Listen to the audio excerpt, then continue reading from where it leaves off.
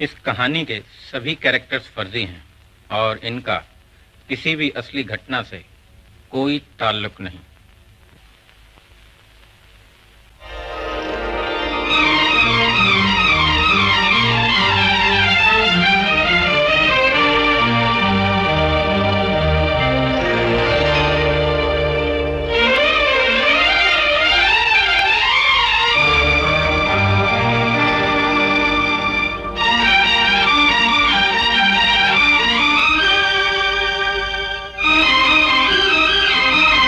Путь любви.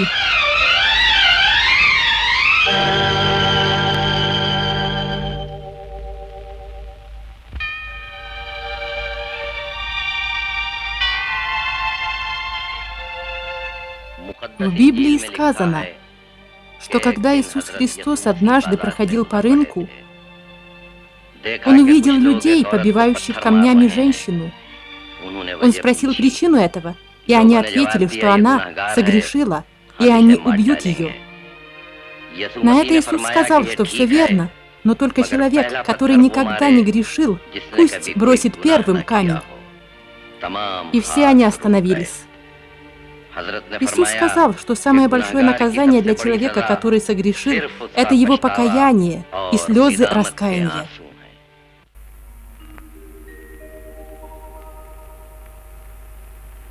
गुनाहों का दिया था हक, तो पछताने का हक भी दे।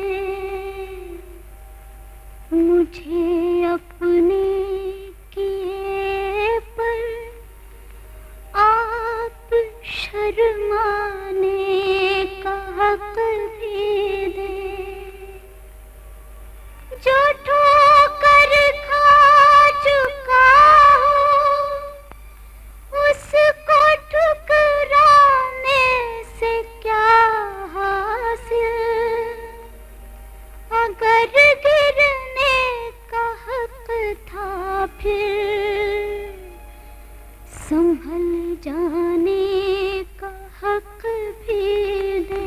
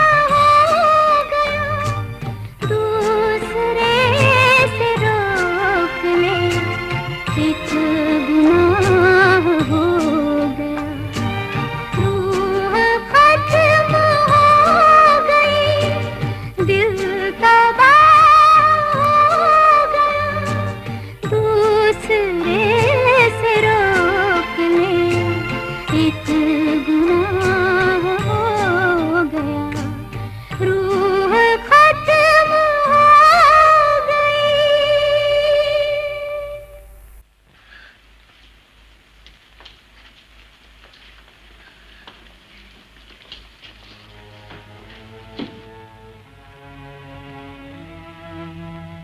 В темной камере несколько приятных воспоминаний из прошлого становятся единственной надеждой на выживание, и человек может жить, вспоминая эти мгновения.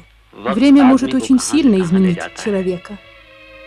Это было необыкновенное время, дни, когда я впервые встретил Нину.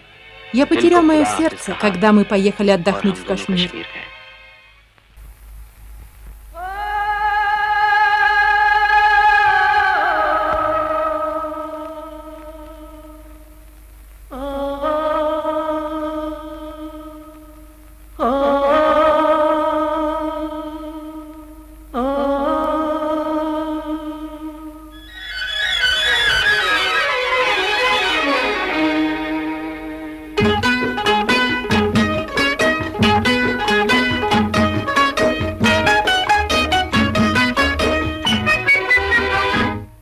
तुम जिस पे नजर डालो उस दिल का खुदा हाफिज, तुम जिस पे नजर डालो उस दिल का खुदा हाफिज, कातिल के खुदा जाने बिस्मिल का खुदा हाफिज, तुम जिस पे नजर डालो उस दिल का खुदा हाफिज।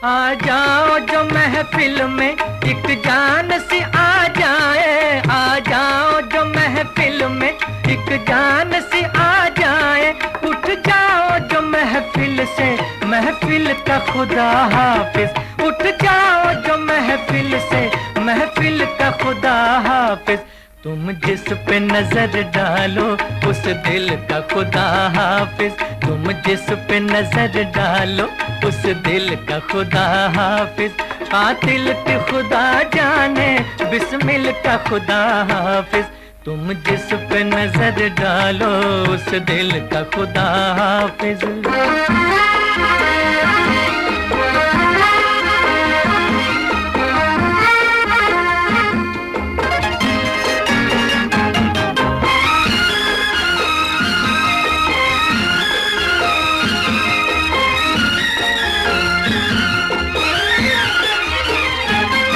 साथी हो अगर तुम सा मंजिल की तमन्ना क्या, साथी हो अगर तुम सा मंजिल की तमन्ना क्या, हमको तो सफर प्यारा मंजिल का खुदा हाफिज, हमको तो सफर प्यारा मंजिल का खुदा हाफिज, तुम जिस पे नजर डालो उस दिल का खुदा हाफिज, तुम जिस पे नजर डालो उस दिल का खुदा हाफिज, कातिल के खुदा जाने बिस्मिल का खुदा हाफिज, तुम जिस पे नजर डालो उस दिल का खुदा हाफिज।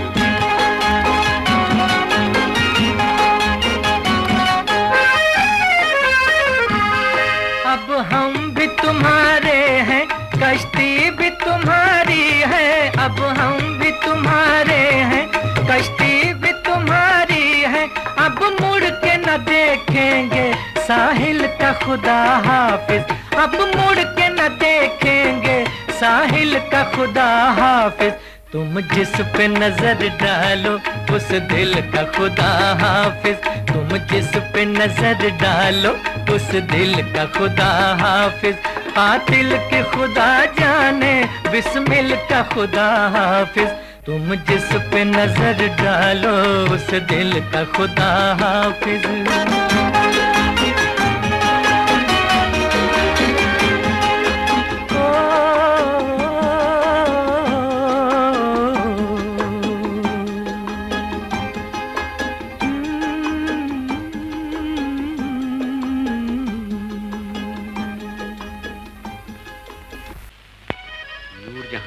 История любви Нурджахан и Джахангира была столь прекрасна.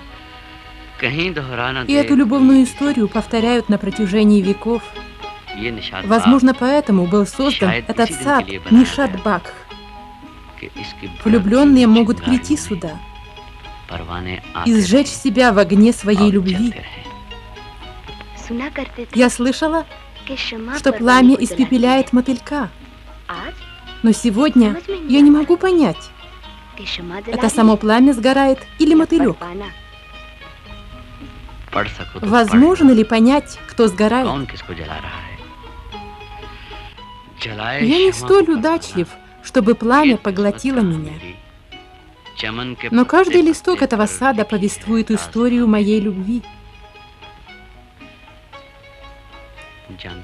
Ты знаешь, что Тадж-Махал хранит два безжизненных тела — Шах-Джахана и Мумтаз-Махал. Но ты можешь найти их души до сих пор витающими в садах Шалимара.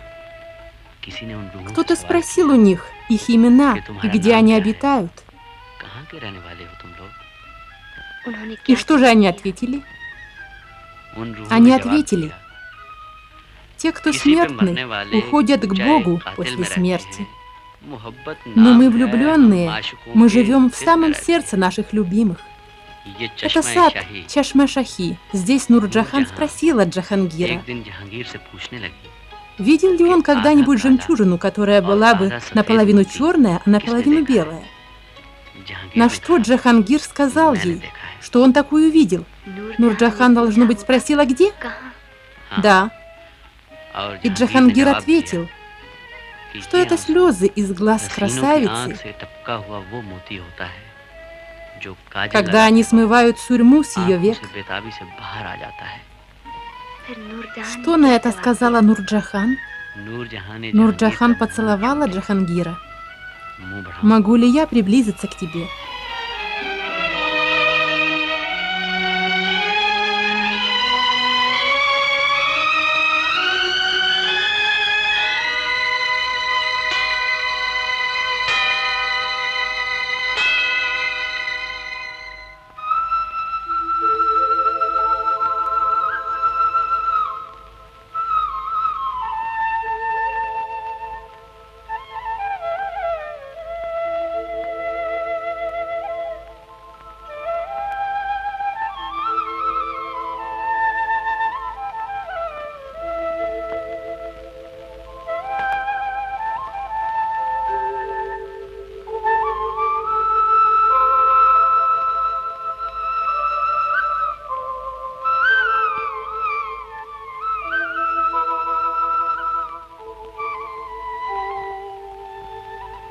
О Боже, пожалуйста, пусть Нина будет моей.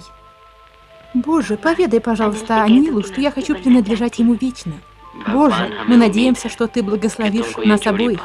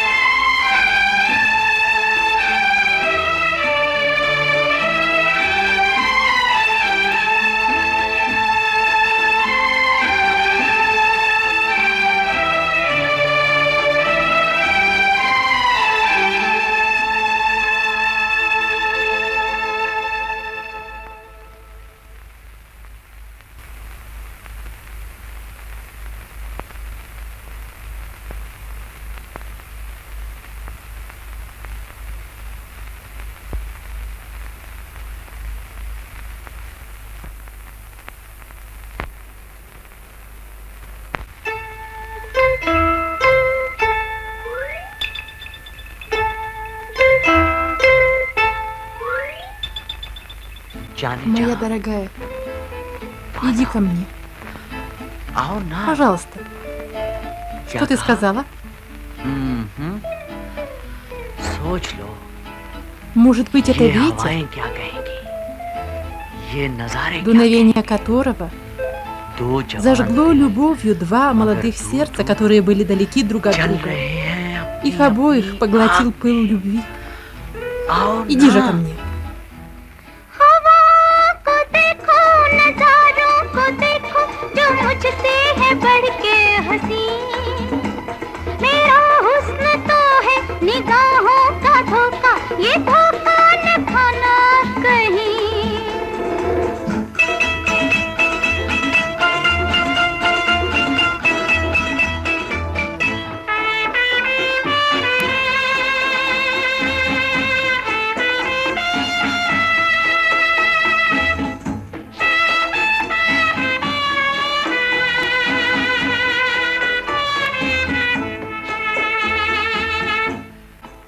Моя дорогая, моя любимая, пусть течет поток нежных слов.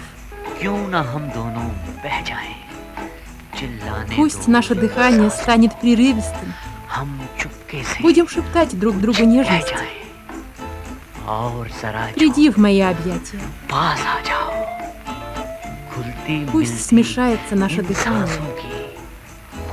Зажгутся наши жизни,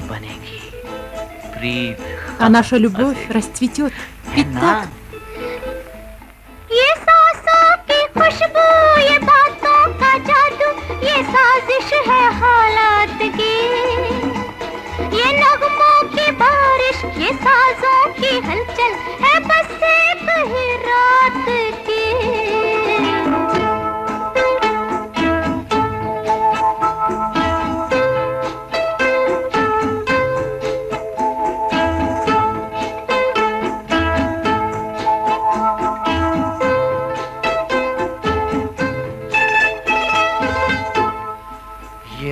Это молчание посреди ночи,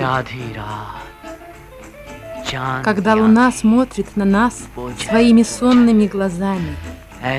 Почему бы нам не пойти вперед? Давай пойдем к самому горизонту. Давай уснем в объятиях друг друга. И пусть какой-нибудь ангел в предрассветные часы найдет наши холодные трупы. Он осыпет нас капельками росы, и они укроют наши тела.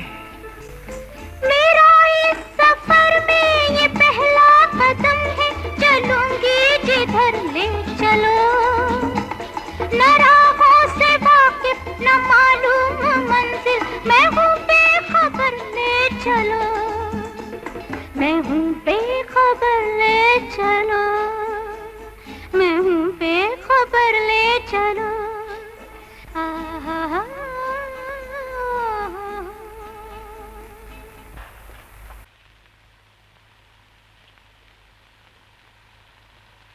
Мистер Ананд Сахни, ваш отец пришел с вами встретиться.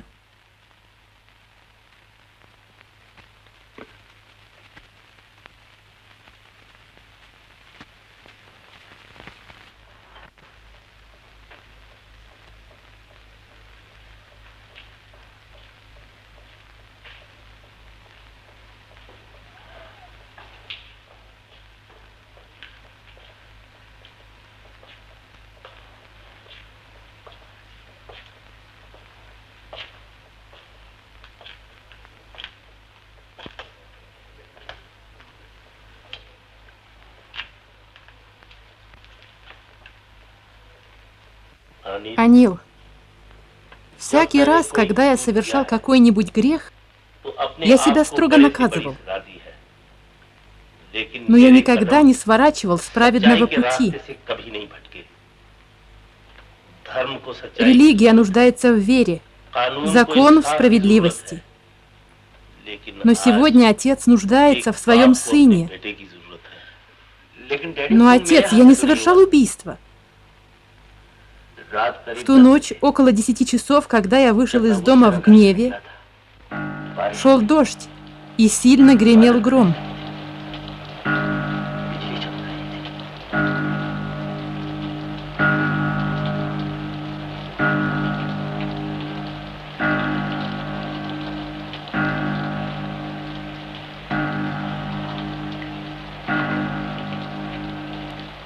Я тебя много раз просил не вмешиваться в мои личные дела. Мне это не нравится. Ашок, ты думаешь, что я статуя? Я должна слушать все хорошее и плохое, что ты говоришь, не произнося ни слова. Неужели ты всегда будешь так ко мне относиться? Если тебе это суждено, то что я могу поделать? Неважно, нравится это тебе или нет. Ты обещал жениться на мне? Люди, подобные мне, считают дурным тоном исполнять свои обещания. Это очень дурная примета. В какой злосчастный час ты встретился с Ниной? Это был очень счастливый случай. Как тебе не стыдно? И ты можешь вести себя так после того, как погубил жизнь приличной девушки? Я вовсе не веду себя так с приличными девушками. Но я не считаю приличной девушку, которая до вступления в брак... Замолчи! Пусти! Раненая тигрица очень опасна, Ашок. Тебе не избежать ее гнева. Я знаю много трюков, Аша. Твои угрозы на меня не подействуют. Я непременно отомщу. Что ж, попробуй.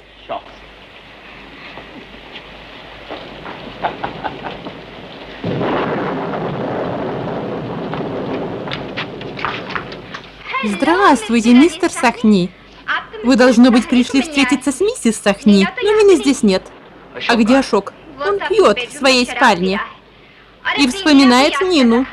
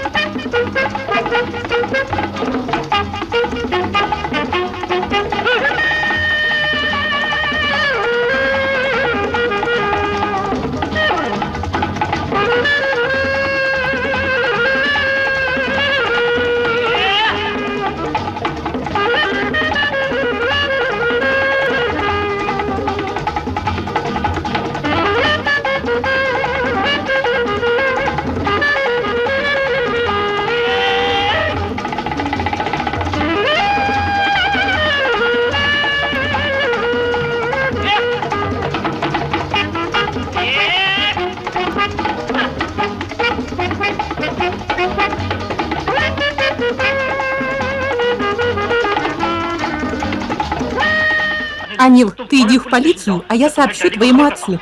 И не давай никаких показаний, пока твой отец не привезет адвоката. Хорошо, теперь пошли. Нет причин для беспокойства, Анил. Я нанял господина Мукерджи, ведущего юриста в Индии.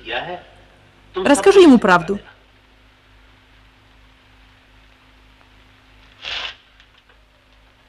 Желаю удачи, сынок.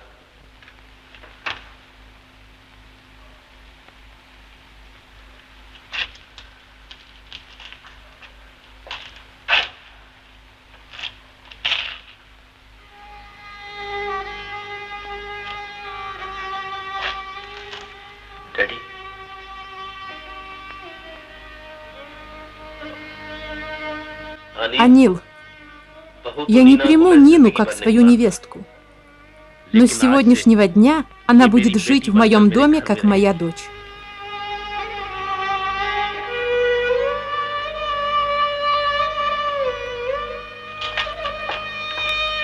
Папа! Папа, как ты? Ты так давно не приходил домой? Пожалуйста, скажи нам, когда ты вернешься домой?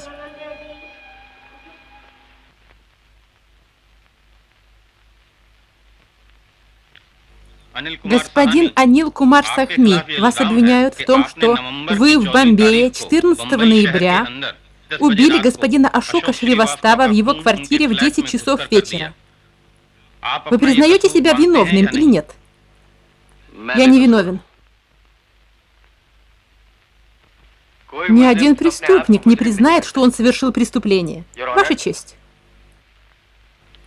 Уважаемые присяжные, я прошу вас выслушать это дело, после чего вы составите мнение, виновен обвиняемый или нет. Я прошу уважаемых присяжных рассмотреть этот случай и вынести вердикт. Хочу сказать, что убийства бывают двух видов. Первый – непланируемый, когда убийца совершает преступление спонтанно и может получить смягчение наказания. А другой – преднамеренный, то есть когда убийца заранее его готовил. В этом случае убийца заслуживает смертной казни. Можете приступать. Спасибо, Ваша честь.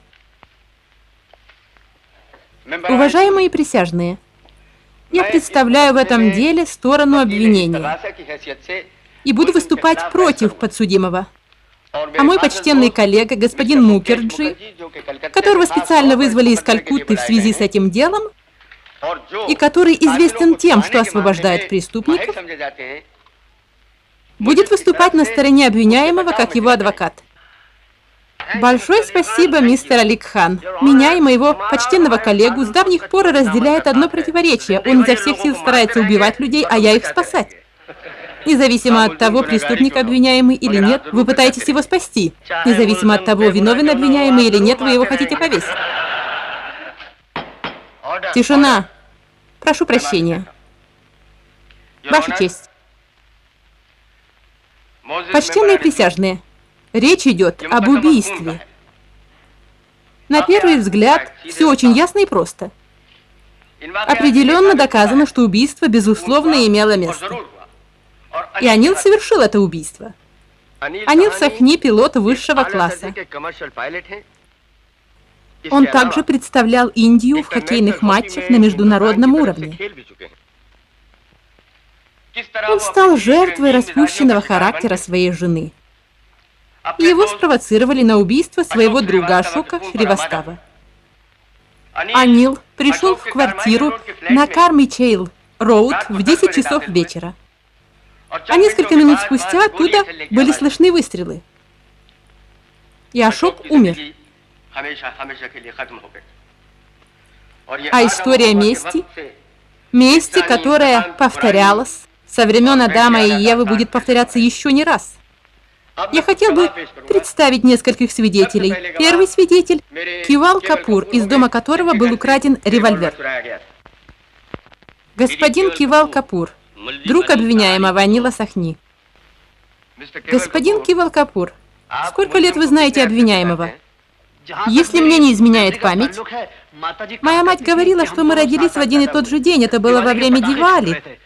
Он родился смело, а я испугался. Мистер Кивал Капур, я спросил вас, как долго вы знаете Анила Сахни? Я же говорю, что мы родились вместе, мы играли вместе, мы пошли в колледж, вместе поступили на работу.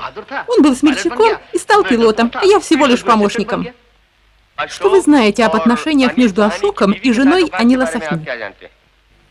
Мы часто бывали в доме Ашока. Мы почти каждый вечер встречались в клубе или у него дома. Обвиняемый когда-либо говорил с вами об отношениях его жены с Ашоком? Какой вы странный. Простите, но если бы у моей жены или вашей жены были отношения с неким Ашоком, разве мы стали бы распространяться об этом среди друзей? Что же тогда? Нам бы хотелось утопиться со стыда. А если бы мы не решились на это, тогда нам следовало бы поступить как Анил. Я протестую, Ваша честь. Свидетеля просят дать свои показания, а не высказывать свое мнение. Протест принят. Спасибо, Ваша честь. Хорошо, скажите нам, что произошло ночью 11 ноября? 11 ноября ночью в 11 вечера я танцевал в отеле «Натрадж». Анил подошел ко мне, он был сильно взволнован и отвел меня в сторону. Он сказал, что, похоже, он умер. Когда я спросил его, о ком идет речь, он сказал, что этот негодяй Ашок умер. Что еще сказал Анил? Он сказал, что, будучи сильно взволнован, он оставил там револьвер. Когда я удивился, он сказал, что взял его в моем доме. Что вы делали, когда он взял револьвер? Я в это время тренировался. Это означает, что Анил украл револьвер. Да, он украл мой револьвер. Задавайте ваши вопросы, господин Мукерджи. Спасибо, мистер Хан. Мистер Кивал Капур, где вы храните ваш револьвер? В моей комнате висит изображение Господа Ханумана в натуральную величину, за ним я и прятал револьвер. За картиной Господа Ханумана? Да. А разве это грех? Полагаю, вы почитатель Ханумана? Да. Спросите меня, почему? Почему? После Господа Рамы только у Ханумана были силы уничтожить Равану. Я думаю, что он может спасти меня от любых проблем. Скажите мне, когда Господь Хануман выстрелил в Равану? Что вы такое говорите? В те времена они пользовались только луком, стрелами и мечами. Тогда в соответствии с действующим законодательством, разве вы не знаете, что нужно держать револьвер в безопасном месте, а не прятать его за картиной? Я решил, что не было надежнее места, чем за изображением Господа Ханумана. Потому что я не знаю никого с таким чувством долга, как у Ханумана. Вы можете почитать Рамаяну. Разумеется, я ее читал. Но раз вы доверили охрану револьвера Господу Хануману, то чего бы вам бояться и ходить на тренировки? Да, если вы читали Рамаяну, то должны знать, что Хануман постоянно упражнялся. И рядом со всеми борцовскими аренами висит его изображение. А все борцы упражняются перед его изображением? Да. Они даже кричат: «Да здравствует Господь Хануман, пусть враги потеряют силу». И в тот день вы тренировались перед изображением Ханумана и говорили то же самое. Да. Я упражнялся и молился Господу Хануману. Господин Кивал Капур славил Господа Ханумана. У него же на глазах господин Анил Сахни украл револьвер. А он даже не заметил этого. Слава Господу Хануману. Господин Рам Сингх, повар Ашока Шривастава. Ваше имя Рам Сингх? Да, господин. Моего отца звали Аджит Сингх, а моего деда... На этом закончим. Вы где вы живете? В Найнитале. Что вы делали у господина Ашока? Я готовил. Хорошо, теперь расскажите всем, что случилось в ночь 14 ноября. Я был на кухне, когда мой хозяин позвал меня. Он, как обычно, попросил поджарить немного миндаля с орехами кешью. Я пошел на кухню, как вдруг услышал несколько выстрелов. Я побежал в комнату хозяина и увидел, что мой хозяин застрелен, а этот человек уходит. Ваши вопросы, пожалуйста. Спасибо, мистер Хан. Вы сказали, что каждый вечер ваш хозяин просил вас жарить для него орехи. Да, господин.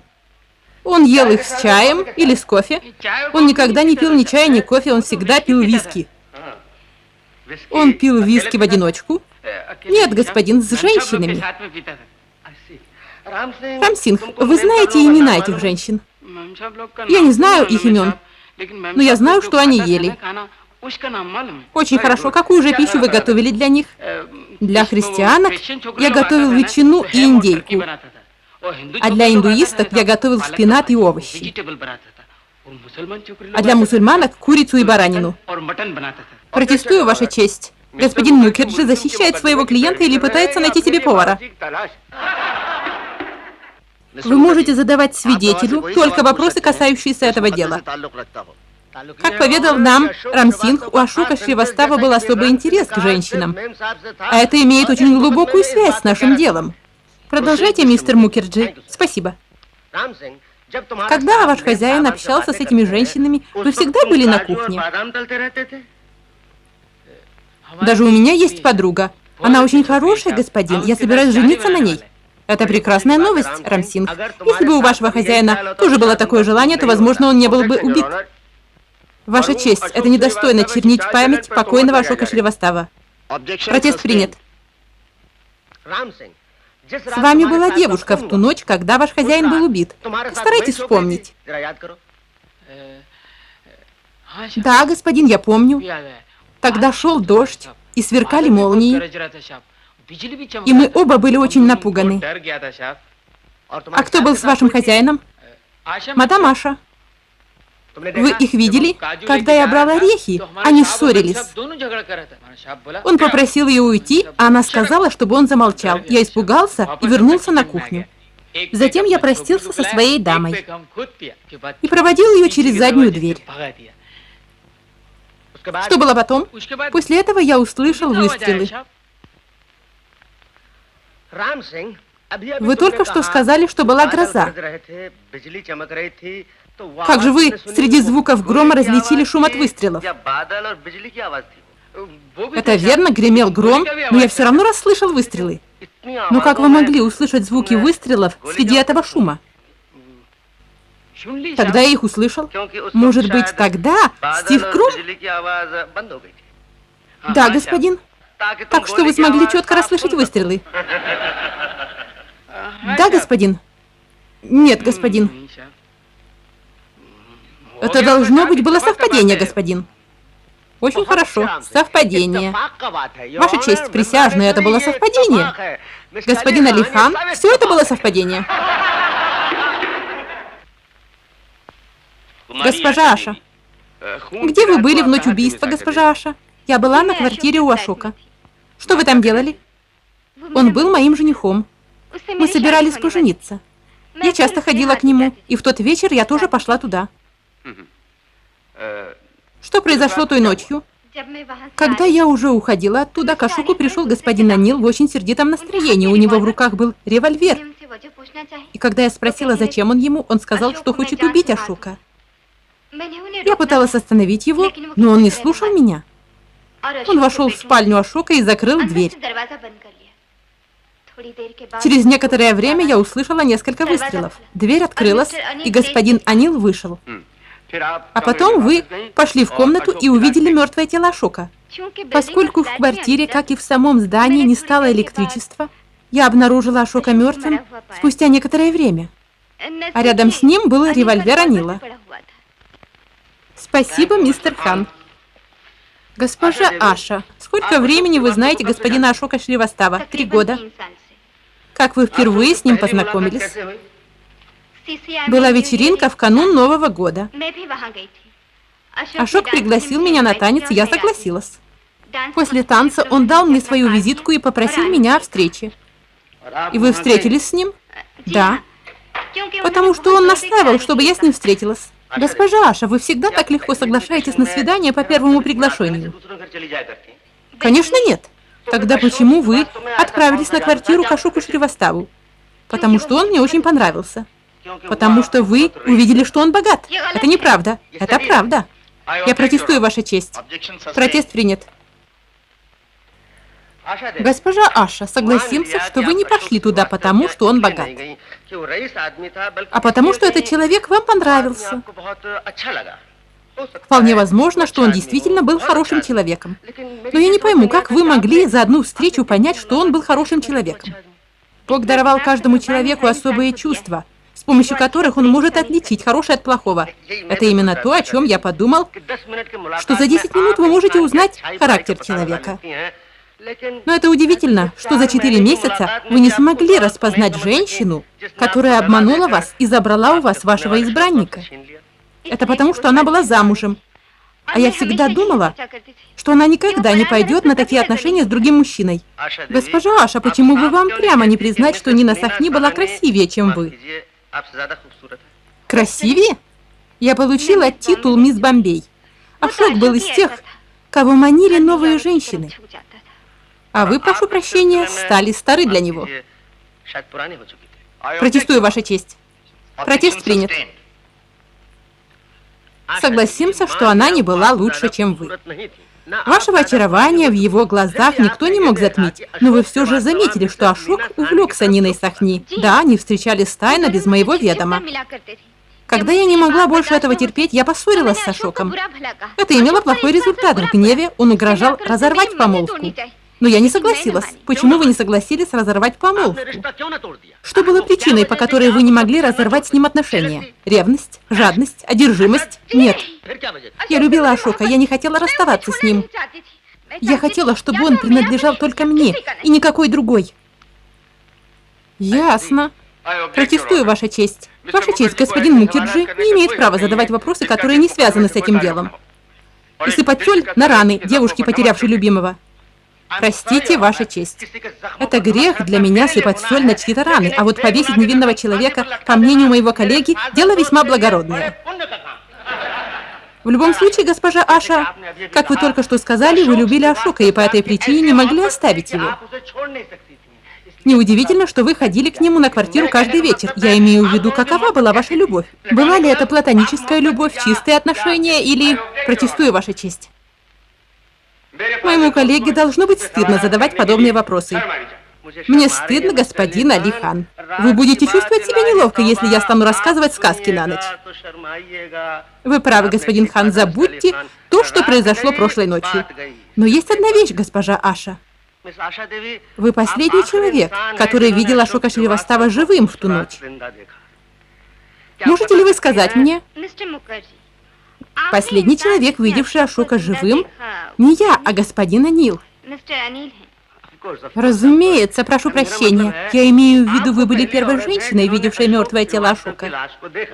Нет, господин Анил был первым человеком, который видел Ашока мертвым. Нет больше вопросов, господин Мукерджи? Нет вопросов.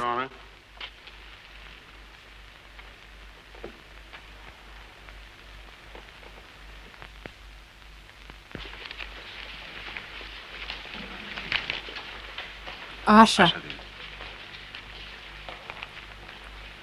Госпожа Аша, вы пришли в суд хорошо подготовленной. Вы плохо меня знаете, я всегда хорошо готовлюсь к чему бы то ни было.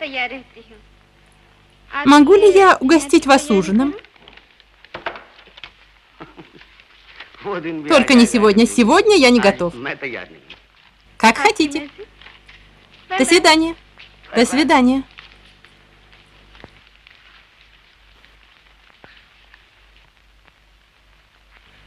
Доктор Десаи,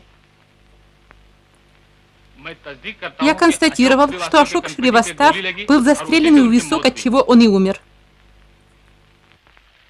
Шрият Ял, эксперт-криминалист. Я удостоверился, что на револьвере были отпечатки пальцев обвиняемого. Мама, почему отец стрелял в дядю Ашока?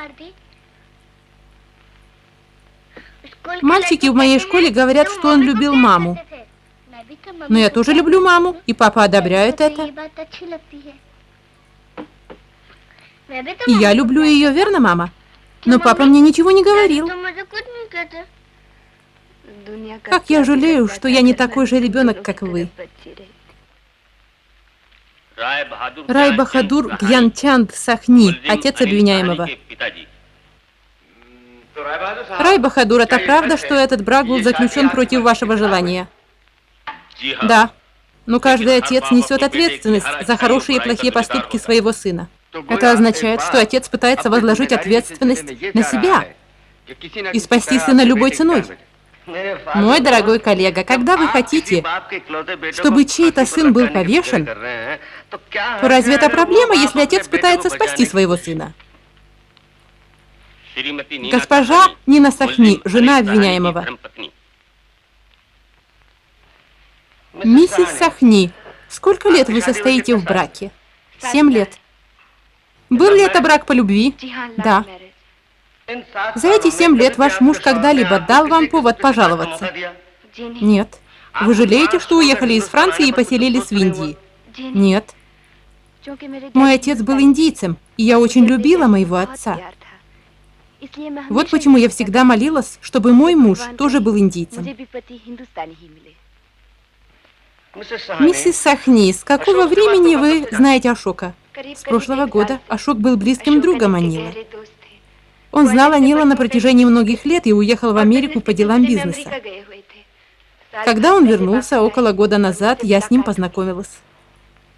Где вы встретились с Ашоком Шриваставом? В квартире Ашока. На следующий день Анил должен был уехать на 4 месяца. И Ашок устроил вечеринку в его честь. Насколько я помню, это был первый раз, когда я выпила спиртное на той вечеринке. И я вынуждена была это сделать, потому что кроме Ашока Анил тоже меня уговаривал, потому что его друга не следует обижать. Это зависит от тебя. Если можешь, иди и уговори ее. Дорогая, сегодня очень важный вечер. Завтра я уеду на 4 месяца. На 4 месяца? Это значит 120 дней. Я прошу вас, миссис Сахни. За его счастье, прошу вас, выпейте. Мне повезло разделить эти несколько мгновений, ведь мы не знаем, что нас ждет завтра.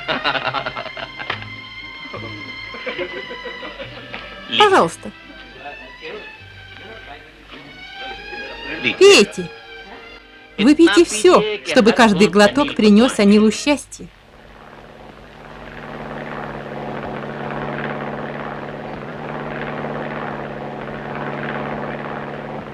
Ашок, пожалуйста, присмотри за Ниной и детьми. Тебе незачем говорить об этом. Они даже не заметят, как пройдут эти 4 месяца. Они просто пролетят мимо.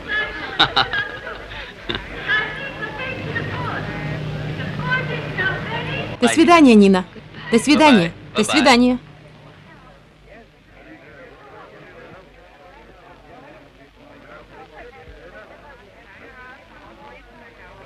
Я считаю это очень благоприятным, когда кто-то уезжает, и его близкие проливают слезы.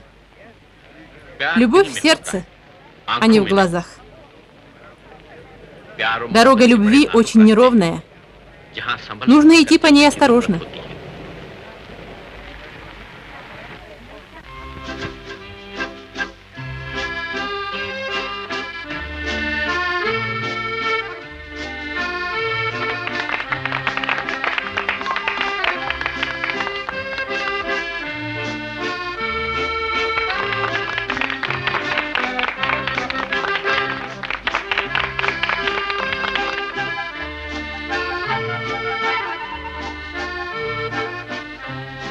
А теперь вы увидите еще один фокус. Даже животные не могут терпеть несправедливость по отношению к красоте. Дайте мне ваши руки. Собака придет, чтобы спасти вас, когда вы находитесь в беде. Привстаньте. А теперь садитесь.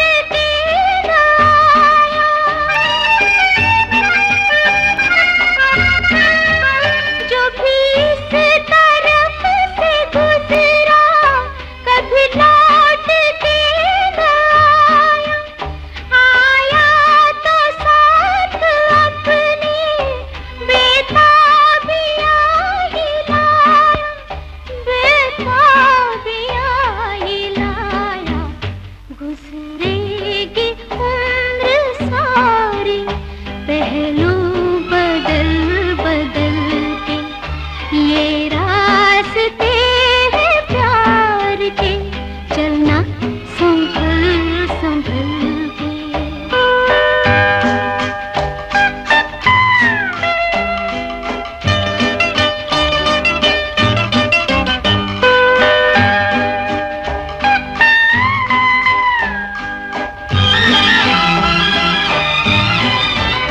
इस अंजुमन में समझा जिसको चराग दिल का,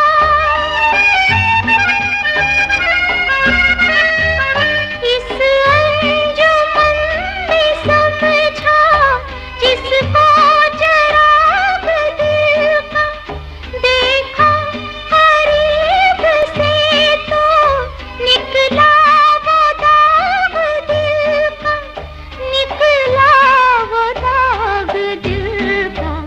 परवाना जो बनेगा रह जाएगा वो जल के, ये रास्ते हैं प्यार के, चलना संभल संभल के। यहाँ लूटते हैं दिल को अरमान मचल मचल के, ये रास्ते हैं प्यार के, चलना संभल संभल के, चलना संभल संभल के, चलना संभल संभल के, चलना संभल। Что вы делаете завтра? Собираюсь за покупками. Одна? Анил уехал из города? Это грех, если женщина ходит по магазинам в одиночку, и я не могу допустить этого греха. Я отвезу вас на своей машине, но при одном условии. Говорите, вам придется взять с собой детей.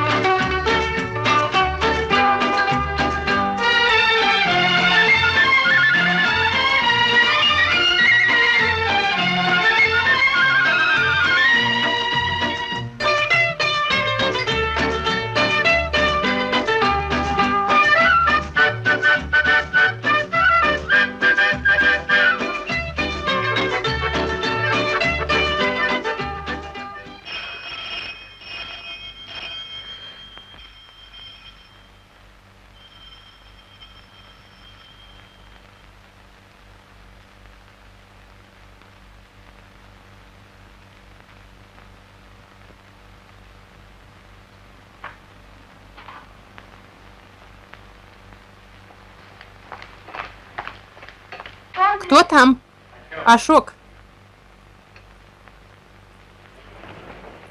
Вы? А есть сомнения? В этот час, когда наступает ночь, все выглядит еще красивее. Спать в предрассветные часы – это преступление для таких людей, как я. О чем задумались? Почему вы так испугались? Позвольте мне закурить мою трубку, только тогда я смогу говорить. Я пришел с важным делом. Ко мне? К вам? Да. Думаю, что к вам. У вас есть склонность забывать важные вещи. Утром дети кое о чем просили, вы извинились перед ними, а мне пришлось пройти через трудности. Вы купили конфеты для ваших детей и оставили их в моей машине. Смотрите. Спасибо. Возьмите и это тоже. Я извиняюсь за беспокойство. Это мы доставили вам беспокойство. Нет, это моя удача. Я хочу, чтобы... Я хочу сказать, что надеюсь, что вы и в дальнейшем будете меня беспокоить. Так что если вам Спокойной ночи. Спокойной ночи.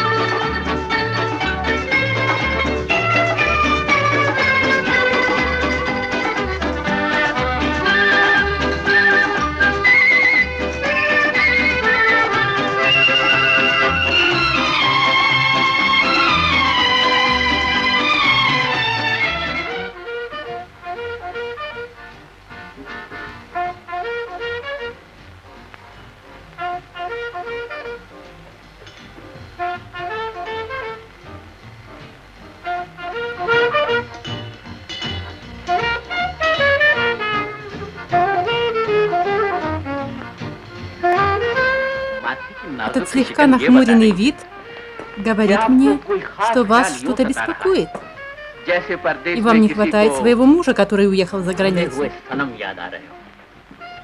Две мысли сегодня не дают мне покоя. Две мысли? Какие? Одна о том, что было до того, как вы пришли в мою жизнь, а другая, что будет, когда вы из нее уйдете. Это прекрасные стихи, но я забыл первую строфу. Господин, первая строфа такая. Было только два момента в моей жизни. Один, когда вы пришли в мою жизнь, и другой, когда вы из нее ушли. Да. И еще много дней осталось до возвращения Анила, а наша годовщина свадьбы и день рождения Анила уже наступили. Прекрасно, поздравляю. Пожалуйста, примите мои наилучшие пожелания в двойном размере. Вам предстоит часто испытывать эти приятные моменты. Но, возможно, мне никогда не посчастливится испытать что-либо подобное. Разрешите мне устроить по этому случаю вечеринку? Но большинства этих людей я не знаю. Печально, что вы еще так плохо меня знаете. Да и саму себя вы тоже не до конца познали. Позвольте мне представить вам тысячи тех, которые вас хорошо знают.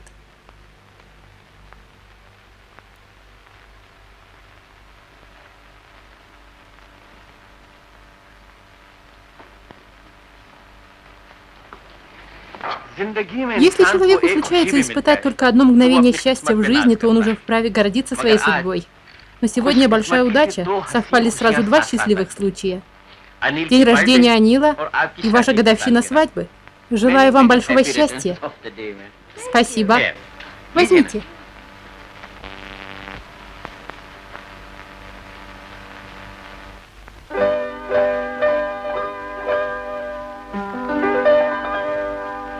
После этого дня это пианино будет безусловно гордиться тем, как ему повезло.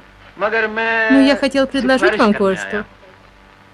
Этот напиток, который умирает от желания коснуться ваших губ. Что это, Ашок? Не задавайте подобных вопросов в такой счастливый день. Это считается дурным предзнаменованием. Я не буду пить. Я не предлагаю спиртное человеку, который может опьянеть от одного его вида. Ашок, поверьте мне, я не могу быть настолько смелым.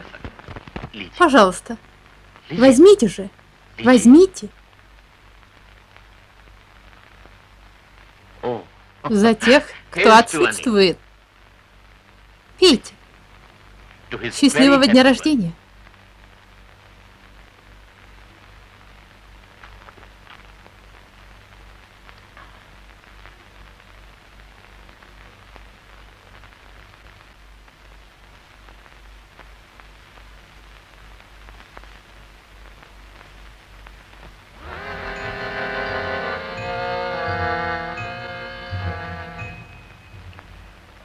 Пейте так, чтобы каждый глоток принес Анилу счастье.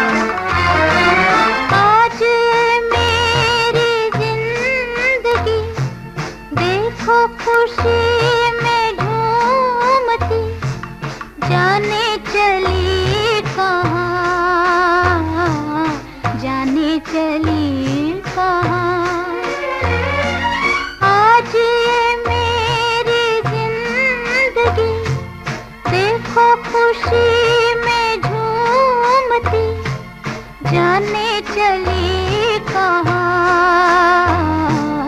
जाने चली कहाँ।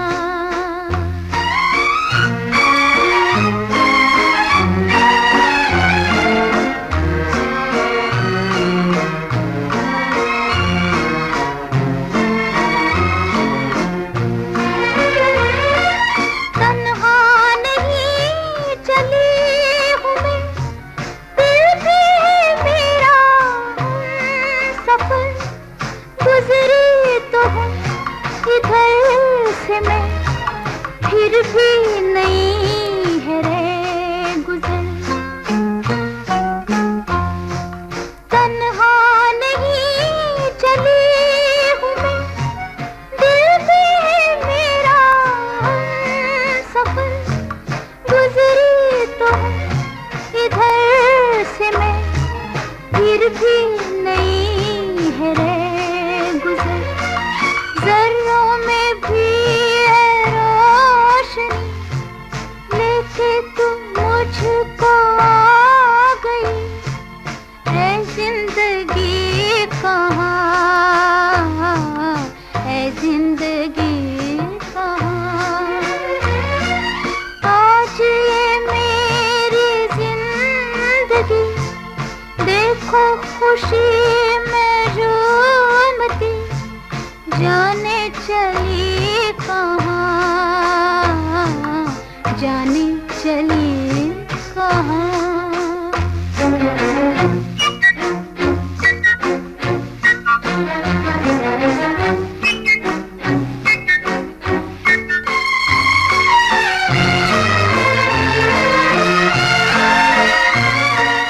मुझको बुला रहा है क्यों, देखो वो कोई दूर से, बढ़ने लगे मेरे कदम जिसकी तरफ गुरूर से। मुझको बुला रहा है क्यों, देखो वो कोई दूर से, बढ़ने लगे मेरे कदम जिसकी तरफ गुरूर से। दिल में भी है सुरूर सा, आँखों में भी है नूर सा, शम्मा जली कहाँ, शम्मा जली कहाँ। आज मेरी जिंदगी देखो खुशी में झूमती, जाने चली कहाँ, जाने चली कहाँ।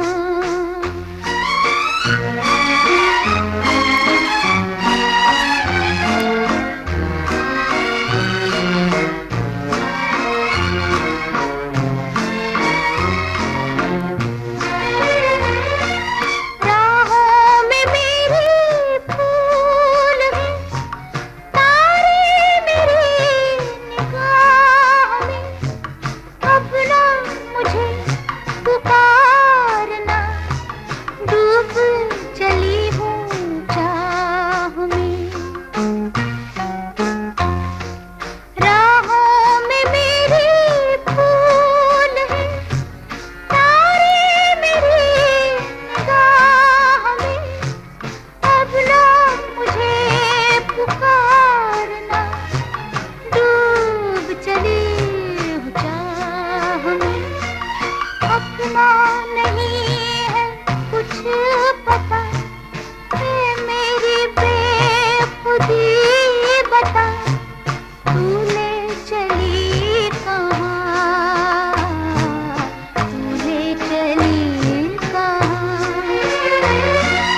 आज है मेरी जिंदगी देखो खुशी में झूमती, जाने चली कहाँ, जाने चली कहाँ।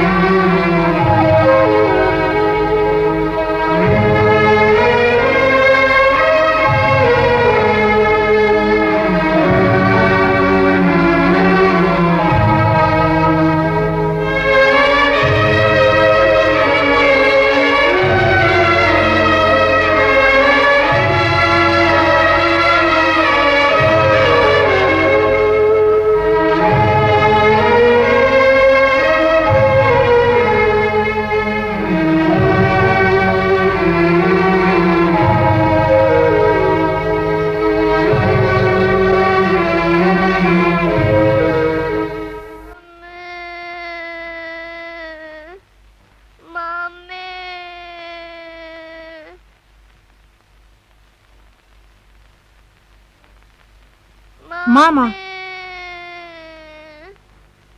Мама!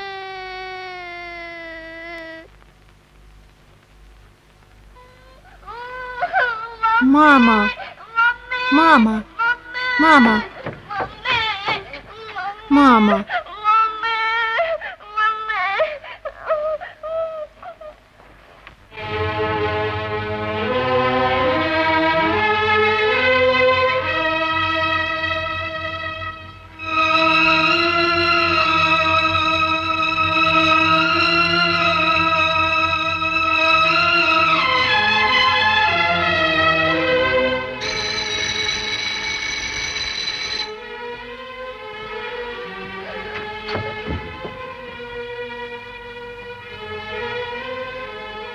Почтальон, мадам.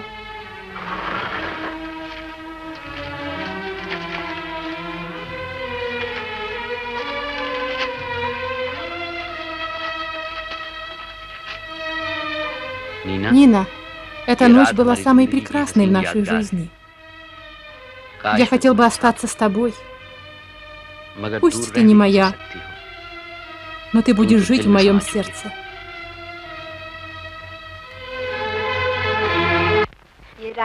Та ночь была самой ужасной ночью в моей жизни. Кто мог быть достоин большего доверия, чем Ашок? Но я не знала, что никто не достоин доверия в этом нечестном мире. Вы имеете в виду, что не следовало доверять такому человеку, как Ашок Шривастав? Ваши вопросы, мистер Хан. Спасибо, мистер Мукерджи. Сколько лет вы прожили в Париже? 20 лет. Я родилась и выросла там. Наверняка вы получили там образование. Да. Госпожа Сахни, это правда, что прямо со школьной скамьи в Париже девушки начинают открыто появляться в увеселительных заведениях? Это особые места. Там только богатые посещают клубы. Или туристы из других стран часто бывают в таких местах. Простые люди туда не ходят. Это правда, что их образ жизни отличается от нашего? Да. В общем, это так. Конечно. Там женщина может курить и пить с незнакомым мужчиной. А если она скучает со своим мужем, она может развлечь себя с незнакомцем.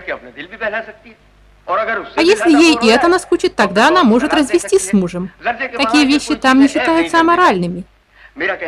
То есть у них нет так много ограничений, как у нас. Верно? Да. Есть много различий в образе жизни там и здесь. Какой образ жизни вам больше нравится? Вы, возможно, не слышали мой вопрос, миссис Сахни. Я спросил, какой образ жизни вам больше нравится?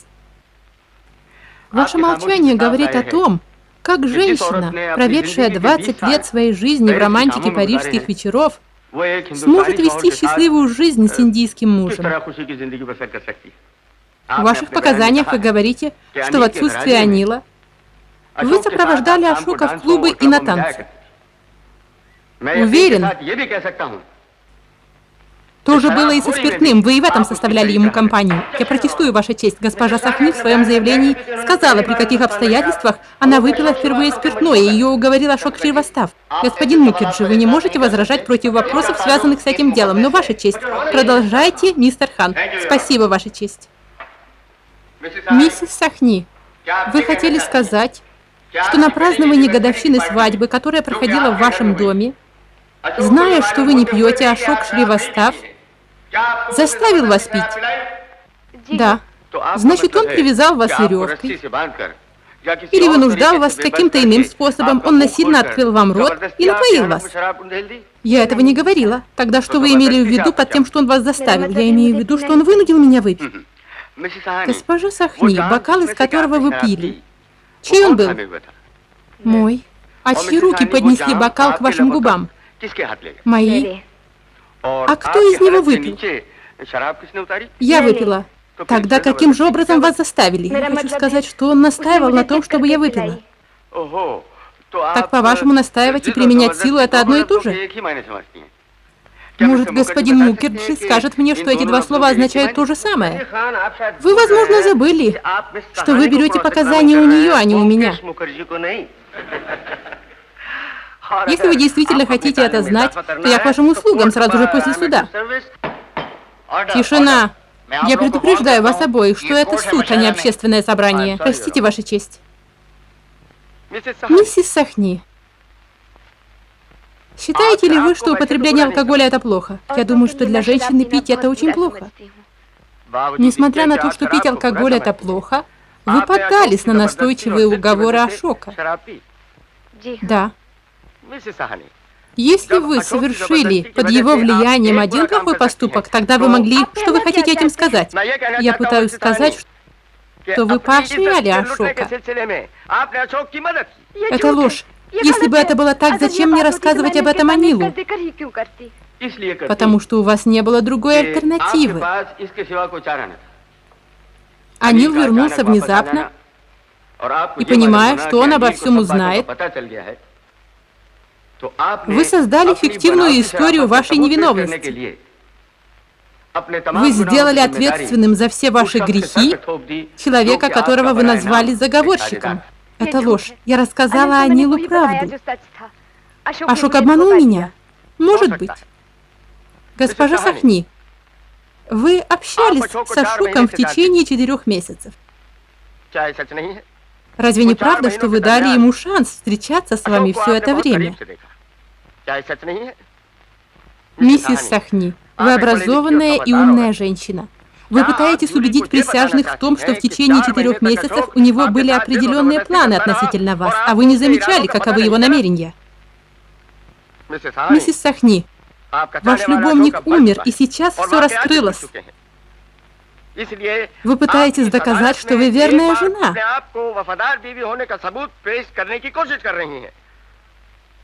Потому что нет никого, кроме вашего мужа, кто бы вас мог ждать. Я протестую, Ваша честь.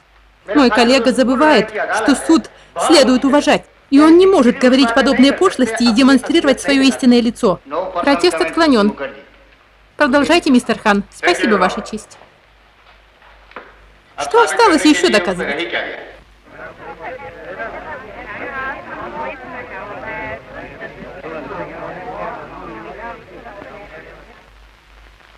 Господин Анил Сахни, сколько лет вы состоите в браке? 7 лет. И какой была ваша супружеская жизнь в течение этих 7 лет? Так же, как любой другой порядочный человек, я был доволен своей жизнью. Что вы думаете об эмансипации женщин?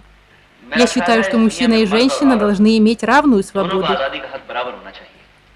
Но это не означает, что мы должны злоупотреблять этой свободой. Иногда устаревшее мышление может усложнить нам жизнь. Но порой чрезмерная свобода тоже может создавать сложности. Господин Сахни, ваша жена придерживается таких же взглядов? Да. Когда я встретил ее впервые и узнал ближе, я понял, что у нас много общего. Протестую, Ваша честь. Взгляды обвиняемого и его жены не идентичны, поскольку она очень свободомыслящая женщина, идущая впереди своего времени, подобно женщинам на Западе. У меня вопрос к господину Алихану. Мистер Алихан, во многих из западных девушек вы были влюблены. Господин Мукерджи, вы не можете задавать такие вопросы. Прошу прощения. Мистер Мукерджи, чтобы сделать омлет, прежде нужно проверить, хорошее яйцо или нет. Никто не смотрит на курицу. Не знаю, как у вас в Бенгалии. Знаю только, что женщину вовсе не обязательно любить. Продолжайте. Спасибо, Ваша честь. За эти 7 лет вы заметили какие-либо изменения у вашей жене? Только в этот раз, когда я вернулся из Европы. Папа вернулся! Папа вернулся!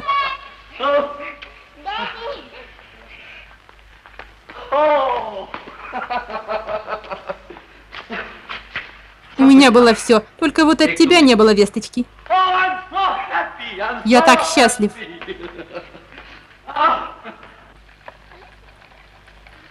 Посмотрите на это. Папа, если 2 парня преследуют одну девушку, да, Рита, то с кем она будет танцевать? С тем, кого она любит. Да, конечно же, с тем, кого она любит.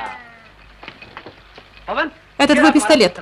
Он настоящий папа? Самый настоящий? Тогда в кого же мне выстрелить? Тебе не найти лучшей цели, чем я. Давай, стреляй в меня. В тебя?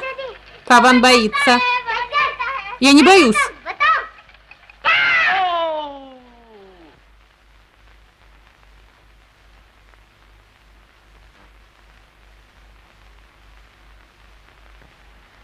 Все мои желания были выполнены. Осталось только одно желание — умереть у твоих ног.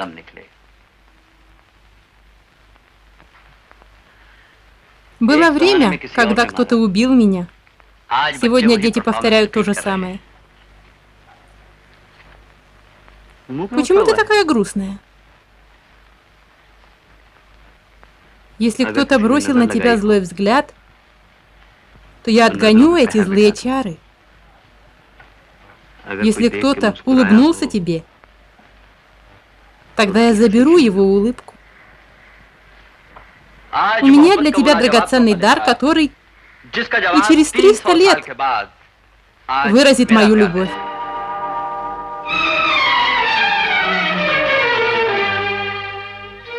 Тебе не нравится моя королева?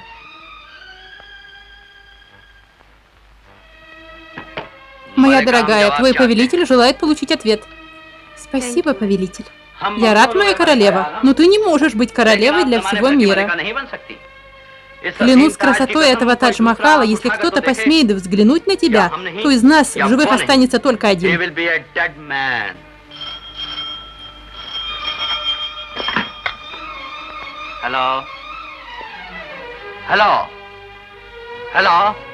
В живых останется только один.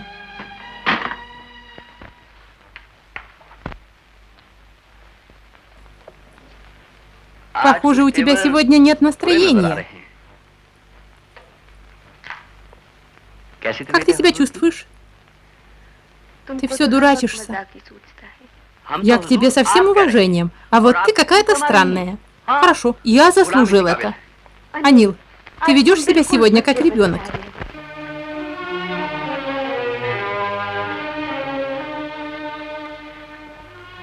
Помнишь, Нина? Ты всегда говорила, что в нашем доме должно быть 3 детей. Замолчи. Как почитателю быть спокойным перед его богиней? Сегодня мой день. Сегодня я убью себя своими собственными руками. Сегодня я буду украшать мою богиню своими руками. Анил.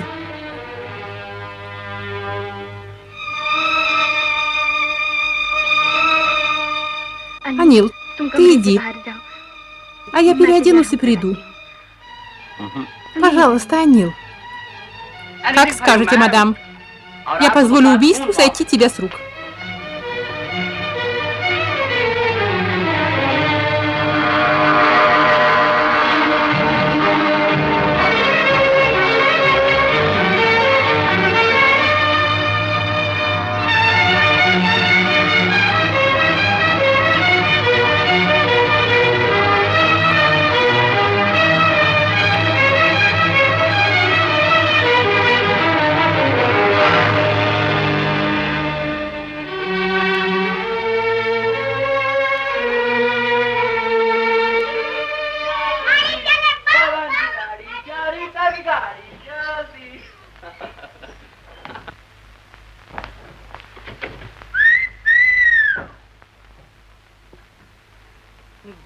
При виде тебя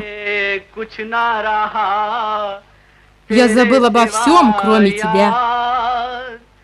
Я не знаю, на каком я свете.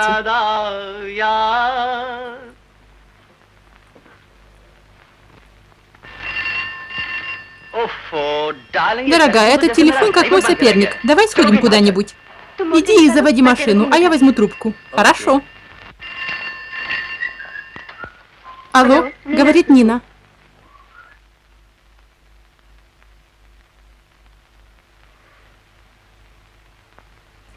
Мама! Мама! Мама! Мама! Мне что, выстрелить в тебя? Мама, Паван выстрелил в меня. Я сейчас умру. Прощай. Мама, перед уходом посмотри на мой дом.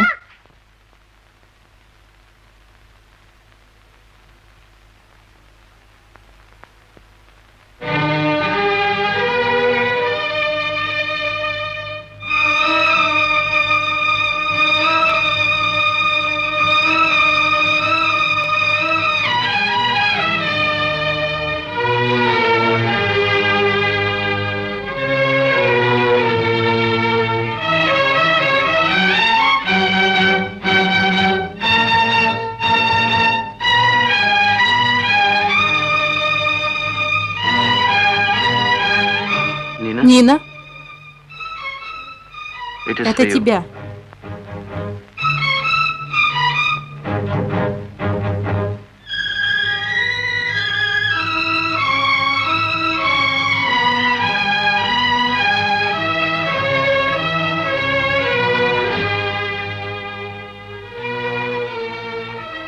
Вы ошиблись номером.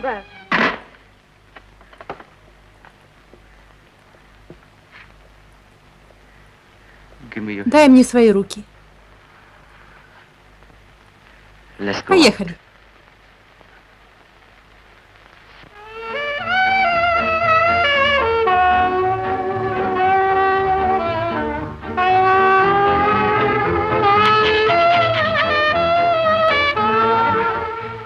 Нина, посмотри, как это делается.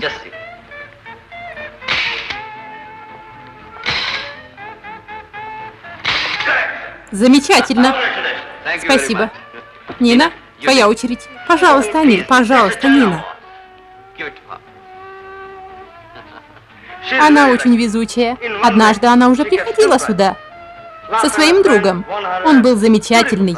Теперь она пришла с новым другом. Он еще лучше.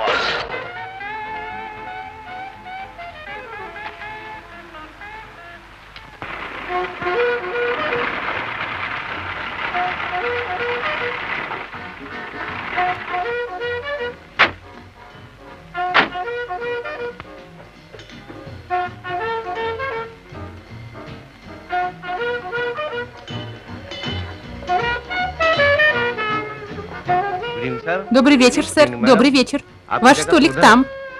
Думаю, что вы ошиблись и ждете кого-то другого, Джамиль. Я сожалею, сэр. Должно быть, я допустил ошибку. Вы не тот человек. Но, Нина, откуда ты знаешь его имя?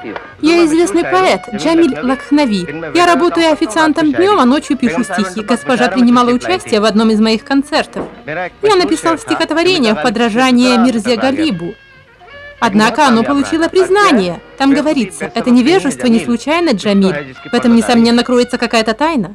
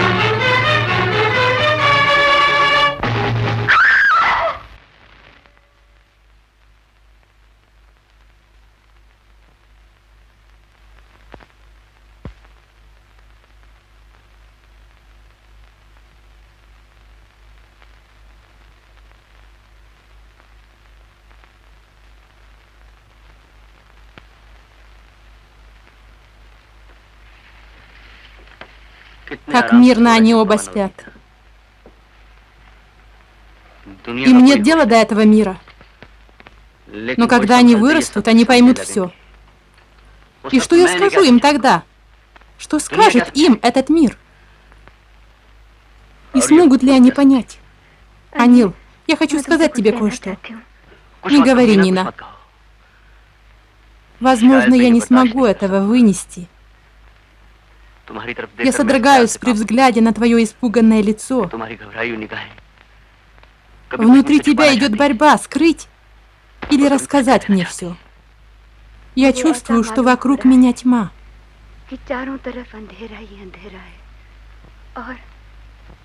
А я стою на краю одинокой скалы.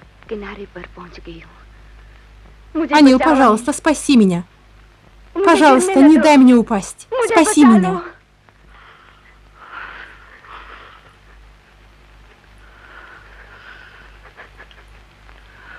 Нина, тебе повезло, что ты можешь хотя бы плакать.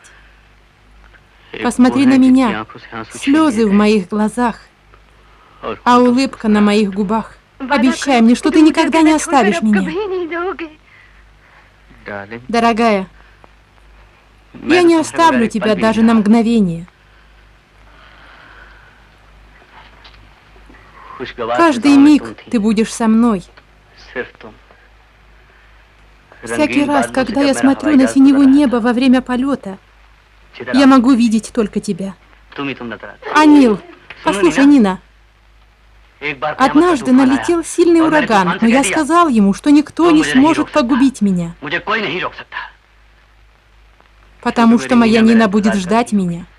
Послушай меня, Анил. Нина, я содрогаюсь при мысли от того, что ты пытаешься мне сказать. Прошу тебя, скажи мне, что ничего не хочешь мне рассказать. Анил, я не смогу спать спокойно, если не расскажу тебе. А я не смогу жить спокойно, если услышу это. Я умоляю тебя, пусть пройдет эта ночь. Может, это моя последняя счастливая ночь. Пожалуйста, ложись спать, Нина. Давай спать.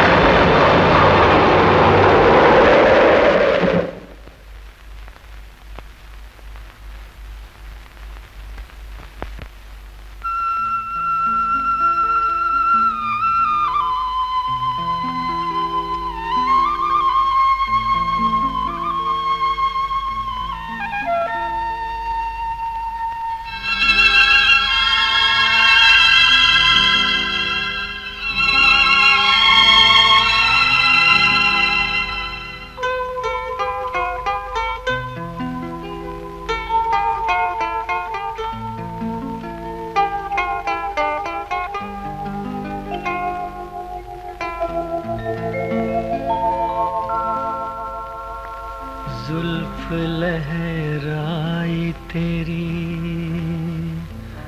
और मेरी तकदीर बनी,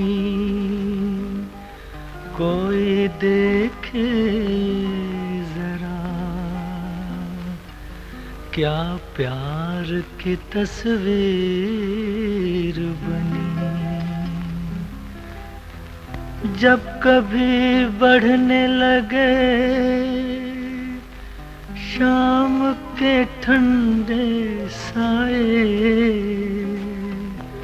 तेरे दहके हुए रुखसार वहाँ काम आए।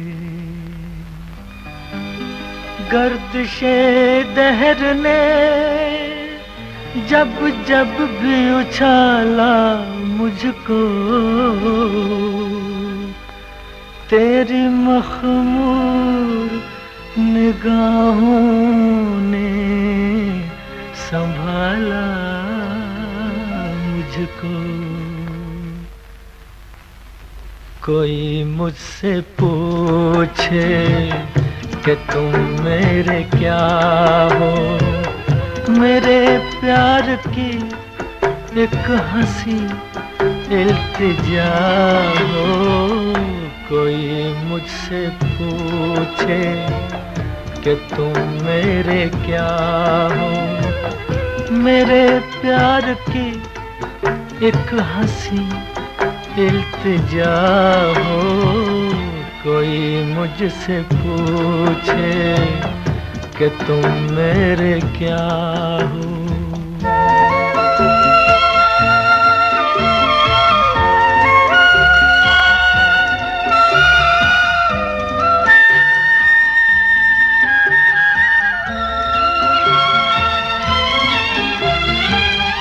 मेरे दिल ने सजदे में गिर के जो मांगी, मेरे दिल ने सजदे में गिर के जो मांगी, मोहब्बत की वो पहली पहली दुआ हो।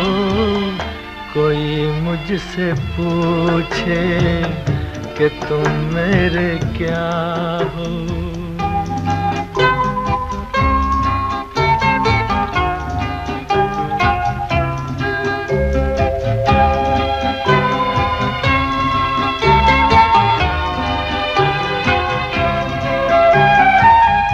तरन्नुम को भी रश्क आता है जिस पर, मेरे दिल की वादी में तुम वो सदा हो।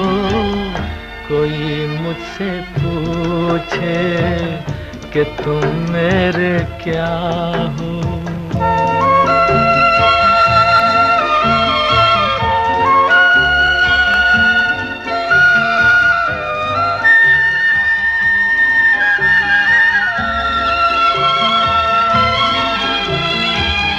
मेरी जिंदगानी अगर एक चमन है, मेरी जिंदगानी अगर एक चमन है, तो फिर जाने मन तुम भी बाद सबा हो।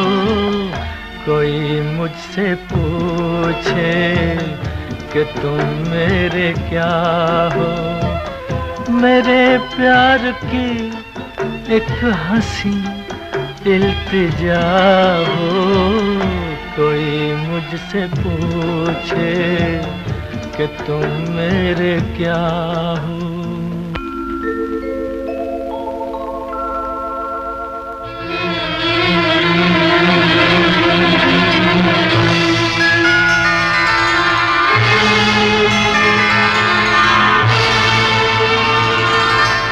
मेरी खामोश सी दुनिया में है क्यों आज खलल।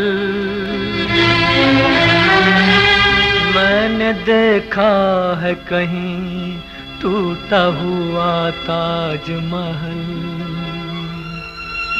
ये हवा यूं भी चलेगी मुझे मालूम न था। जुल्फ नागिन भी बनेगी मुझे मालूम न था। तेरे रुखसारों में गर्मी का कहीं नाम नहीं, तेरी आंखों में वफा का कोई पैगाम नहीं। कोई मुझसे पूछे कि तुम मेरे क्या हो, वफा जिसने लूटी वही बेवफा हो। कोई मुझसे पूछे कि तुम मेरे क्या हो, वफा जिसने लूटी वही बेवफा हो।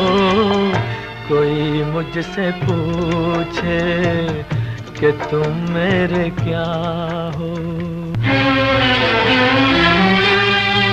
न छेड़ा गया जिस पे नगमा वफा का, उसी साज की एक तुम भी सदा हो।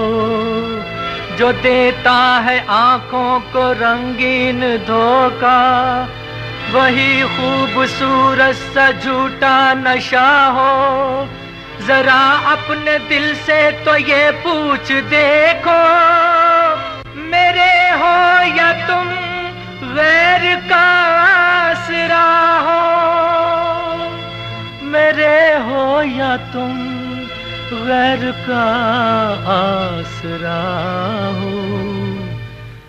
कोई मुझसे पूछे कि तुम मेरे क्या हो, वफा जिसने लूटी वही बेवफा हो।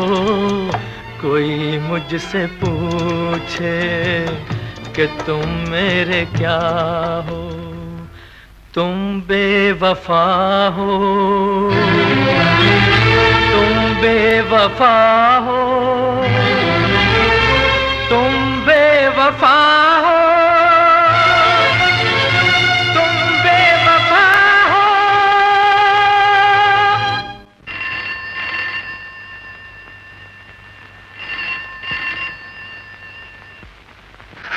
Это тебя.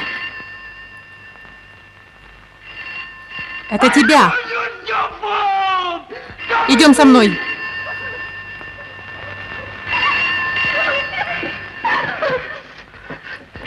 Ответь. Нет, Анил. Подними трубку. Отвечай. Нет, Анил.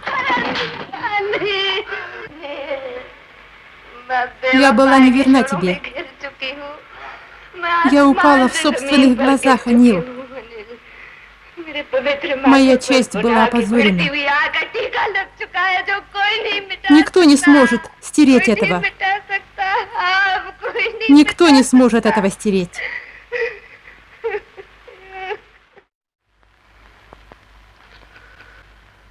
Как Паван? Я не думал о нем. А Рита? Мое сердце трепещет при мысли о ней. А Нина? Я хочу сказать, как мать твоих детей. Ты еще спрашиваешь? Что еще ты хочешь спросить? Лучше спроси меня, почему я еще не убил ее. Почему?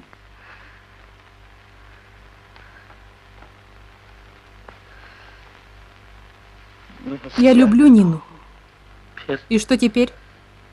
Я не знаю, что мне теперь делать. Это очень просто. Если ты хочешь совершить убийство, то можешь взять чей-то пистолет. А иначе... Иначе что? Я говорил тебе, не становиться пилотом, но ты им стал. Я просил тебя не жениться на ней, но ты это сделал. Теперь, когда ты прислушиваешься ко мне, то ради Риты и Павана прости мать своих детей.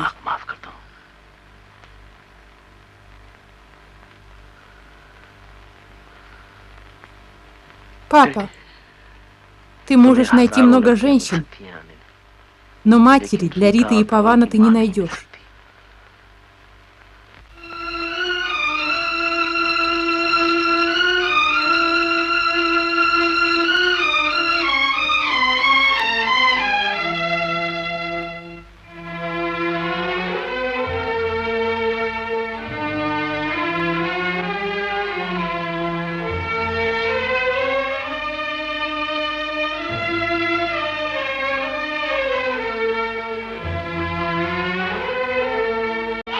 вернулся! Папа вернулся!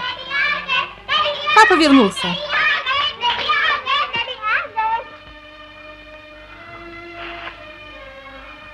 Папа, что у тебя с лицом?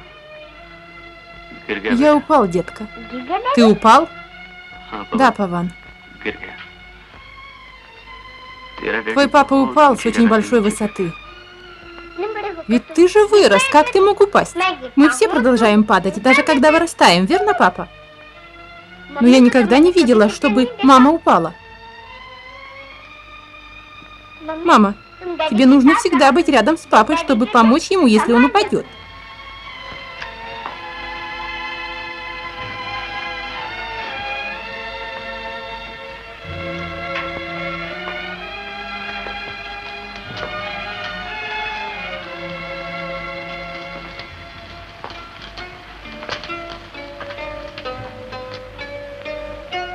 Анил, я все понимаю. Ты, наверное, не сможешь больше жить со мной.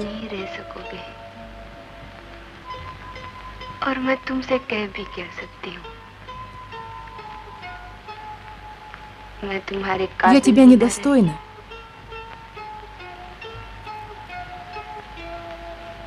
Я даже не могу называться матерью Павана и Риты. Анил, пожалуйста, сообщи им, что их мать умерла. Позаботься о них и постарайся их понять. Если они будут упрямиться, то, пожалуйста, никогда не бей их. Я растила моих детей с большой любовью. После того, как ты оставишь меня, ты, может быть, снова женишься. Но, пожалуйста, не отдаляйся от детей. Ты ведь понимаешь, что дети должны чувствовать, что ты для них и отец, и мать.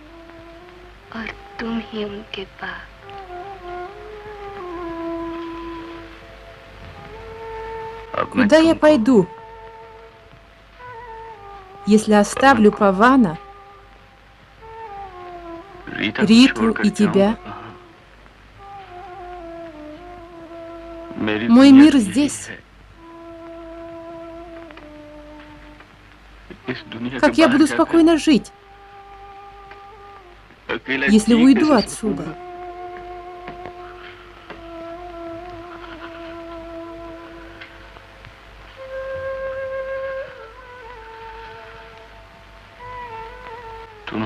Твоя вина, наверное, в том, что ты не сможешь простить мне этот грех.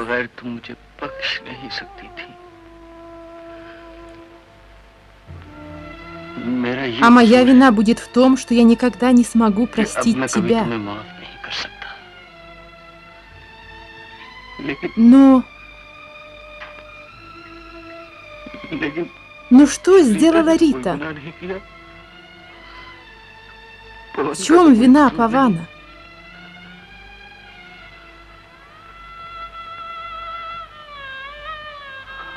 Ради них мы должны жить вместе. Даже если мы будем мертвы друг для друга.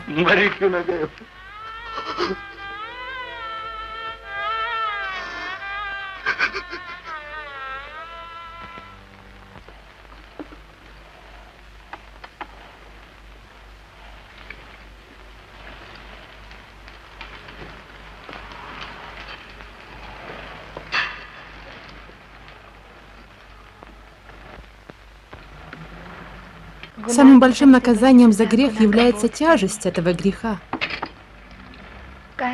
Я бы хотела выразить тебе свои чувства. Пожалуйста, прости меня. Очень просто просить прощения, Нина. Но только человек, который прощает, знает, что он чувствует. Ты никогда не сможешь меня простить. Ушедшую любовь можно забыть парой слов сочувствия. Разбитое сердце можно исцелить слезами раскаяния. Человека даже можно вернуть к жизни после смерти. Но эта хрупкая связь любви, которая основана на доверии и честности, никогда не может быть соединена снова, когда она разорвана. Судьба забрала у меня тебя. Я никогда не смогу снова приблизиться к тебе. Даже если ты приблизишься, прежние желания, которые остались у тебя, никогда не воскреснут вновь.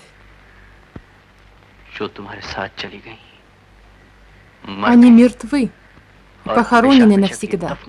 Анил, я умер для тебя, а ты мертва для меня.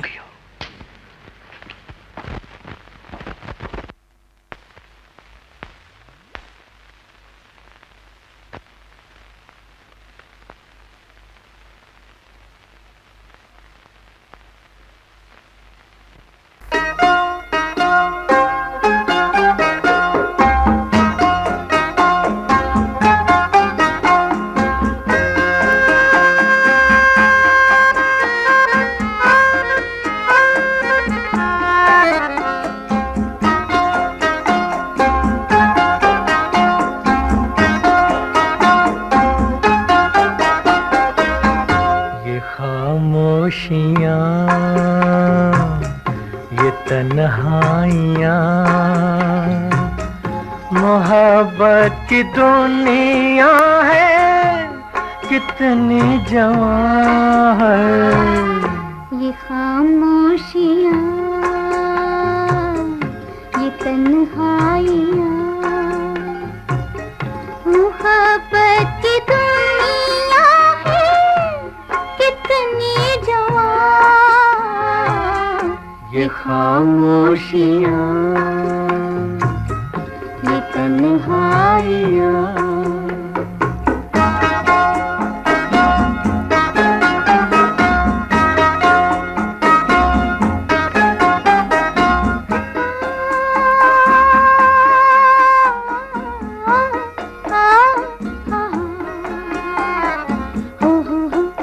आहा आहा हो। ये सर्दी का मौसम बदन का पिथल था। ये सर्दी का मौसम के ढेर या संग मर बना लेना क्यों अपनी जन्नत यहाँ। ये खामोशियाँ ये तन्हाइयाँ मोहब्बत की दुनिया है कितनी जवां। ये खामोशियाँ ये तन्हाइयाँ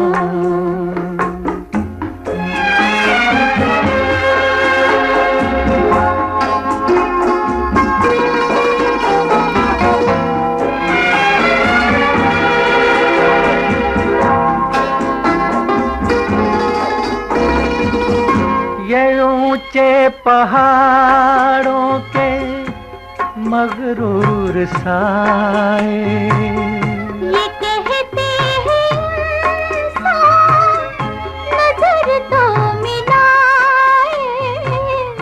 ये कहते हैं इंसान नजर तो मिलाए। फरिश्ते भी हैं इस जगह बेजुबान। ये खामोशियाँ ये तन्हाइयाँ मोहब्बत की दुनिया है कितनी जवां। ये खामोशियाँ ये तन्हाइयाँ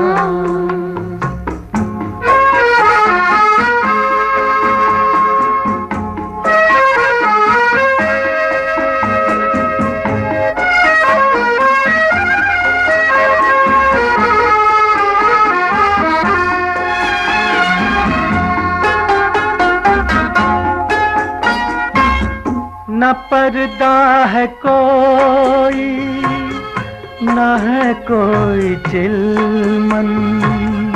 जहाँ पाँव रख दे है फिसलन ही फिसलन, हो जहाँ पाँव रख दे है फिसलन ही फिसलन। कदम छोड़ते जा रहे हैं निशान,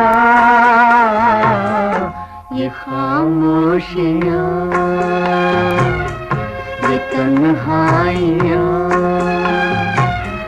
मोहब्बत की दुनिया है कितनी जवान, ये खामोशियाँ, ये तन्हाइयाँ।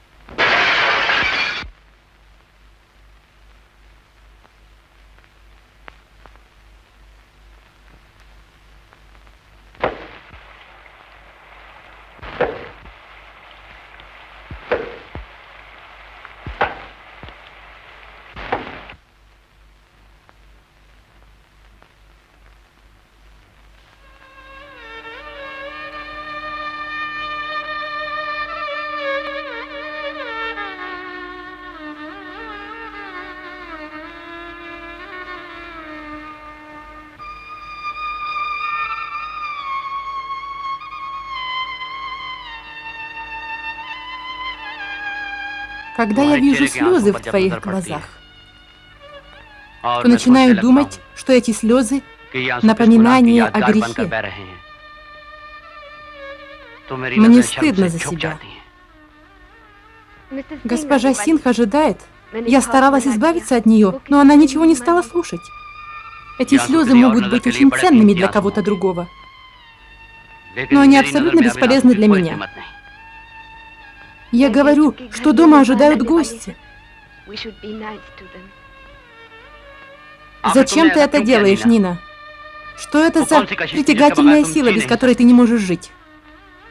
Эта притягательность более важна для тебя, чем Рита, более невинна, чем Паван, или более священна, чем моя любовь. Мы должны, по крайней мере, вести себя соответственно перед нашими гостями. Даже мой враг не вел бы себя со мной так, как ты, Нина. Он бы просто убил меня. Но ты постоянно наносишь мне раны и не даешь мне ни жить, ни умереть.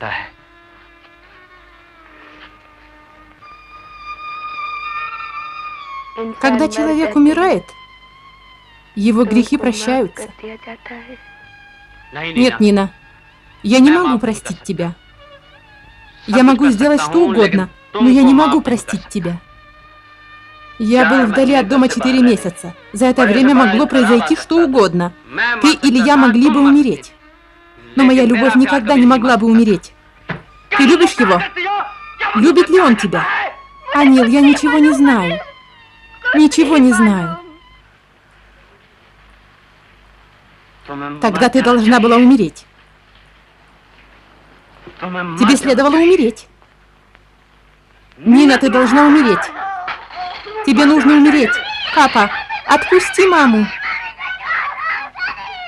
Папа, отпусти ее, или я застрелю тебя. Отпусти маму.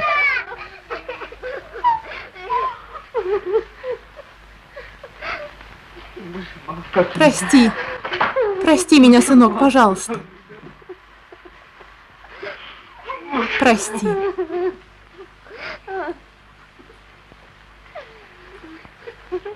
Что было потом? Потом я решил, что я должен встретиться с Ашоком. потому что моя Нина решила, что она не подходит мне, и я не мог видеть, что с ней творится. Но когда Нина узнала, что я собираюсь встретиться с Ашоком, она пыталась остановить меня. Она испугалась, что я могу поругаться с Ашоком, и он может выстрелить в меня, но я не стал ее слушать. По дороге я вспомнил, что мой друг Кивал Капур живет неподалеку. Я зашел к нему и взял у него револьвер и отправился к Ашоку. Аша открыла дверь и, увидев меня, сказала какую-то пошлость. Но я не ответил ей и пошел сразу же в комнату Ашока. Он был в комнате, и я спросил его, как он относится к моей Нине. Он спросил меня, как я сам к ней отношусь.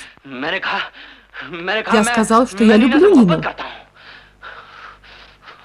Этот мерзавец сказал мне, что он тоже любит Нину. Я сказал ему, что жена друга как сестра. Но этот развратник дал мне очень пошлый ответ. Он сказал, что не только я один имею право на эти отношения, ведь сердцу не прикажешь, и он может влюбиться в кого пожелает. Я в ярости вытащил револьвер. Я забыл вам сказать, что в тот вечер шел сильный дождь.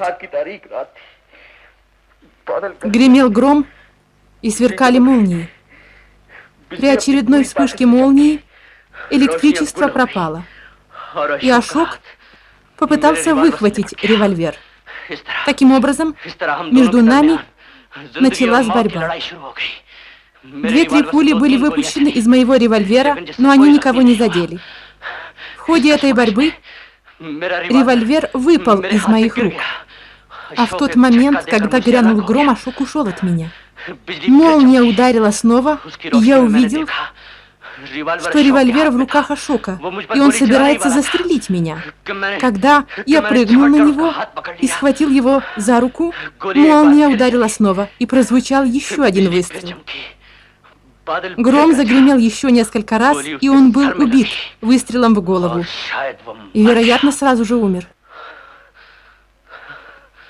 Господин Сахни, вы уверены, что это Ашок Шривастав выстрелил? Да. Я совершенно уверен в том, что это он выстрелил. При этом, когда пуля вылетела, револьвер был в руках Ашока. Я пытался спасти свою жизнь.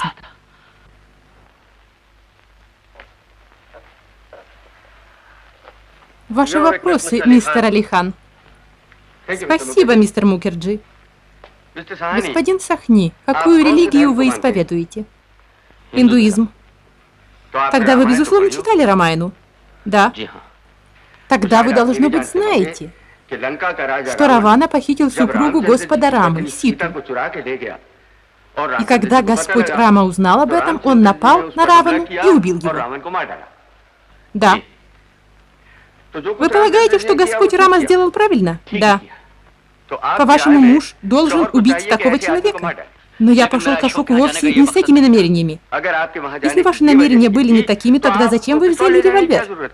Чтобы защитить себя? Я подумал, что если человек может погубить честь порядочной женщины, то он может и меня застрелить. Большое присутствие духа. С одной стороны, вы чувствовали, что можете потерять контроль над собой, а с другой стороны, вы даже позаботились о своей безопасности. Вы можете говорить, что вам угодно. Анил, вы приняли меры предосторожности. Вы совсем не боялись. Это не так. В страхе человек не может сосредоточиться более чем на одном предмете одновременно. Ваше заявление – красивая сказка, которую после убийства сочинил изощренный ум. Спасибо господину Хану за высокую оценку моих интеллектуальных способностей. Я протестую, Ваша честь. Протест принят. Спасибо. Господин Сахни, что вас так задело? Задели мою честь. Разве вы не знаете, что ни один человек не может успешно опозорить женщину, если сама женщина не примет в этом участие? Я протестую. Я хотел бы напомнить моему коллеге, что это дело об убийстве, а не случай прелюбодеяния, совершенного женой обвиняемого. Прошу прощения, но я высказался потому, что суд не должен тратить время впустую, однако очевидно, что мой коллега сам порочит честь женщины, а именно делая подобные заявления. Ваша честь, моему коллеге следовало бы знать, что нужно быть терпеливым, что, конечно, противоречит его природе. Итак, господин Сахни, вы пошли к Ашоку, чтобы поговорить с ним? Да. В такую погоду? Такая ночь была очень благоприятной для убийства. Это не так. Нет, это так. Если бы вы так хотели поговорить с ним, то после разговора с вашей женой вы бы сразу же пошли туда и выяснили у него причину всего происшедшего. Но вы не сделали ничего подобного. Сначала вы все обдумали, спланировали, раздобыли револьвер, затем вы пошли в дом Ашока и убили безоружного человека. Господин Сахни, человек в расстроенных чувствах не мог составить подобного плана. Вы убийца? Нет, я не убийца, я никого не убивал. Да поймите же вы, что во время борьбы между нами пули были выпущены случайно. Господин Сахни, у вас нет доказательств, на основании которых мы можем полагать это, что револьвер выстрелил случайно. Револьвер не может выстрелить до тех пор, пока спусковой крючок не нажат. И пока его не нажмут, револьвер не выстрелит. Спусковой крючок нужно нажать как следует. Господин Сахни, пуля не вылетит под давлением воздуха. Но в пылу борьбы револьвер может выстрелить, если спусковой крючок задеть рукой. Я понимаю, господин Сахни, что вы снайпер. Но за несколько минут борьбы сколько раз револьвер может выстрелить? Все это означает, что вы подло убили своего друга Ашока на очень высоком профессиональном уровне. Я никого не убивал. Все убийцы говорят одно и то же. Пули были выпущены случайно. Это старая история. Я не убийца, я этого не делал. Почему вы так кричите? Это потому, что вы убили Ашока. Это вы его убийца. Тишина. Если в суде не будет соблюдаться порядок, то кроме тех, кто причастен к этому делу, всех остальных я попрошу очистить зал суда. Продолжайте. У меня все, Ваша честь.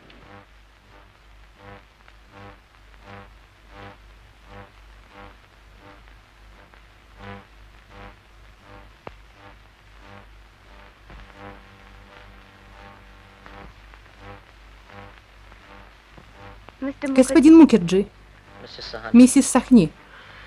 Да, миссис Сахни. Вы тоже не верите словам Анила? Я чувствую, что Анил говорит правду. Но правды никто не знает. Суду нужны доказательства. У нас нет ничего, что может прояснить, где истина, а где ложь. А доказательства против Анила.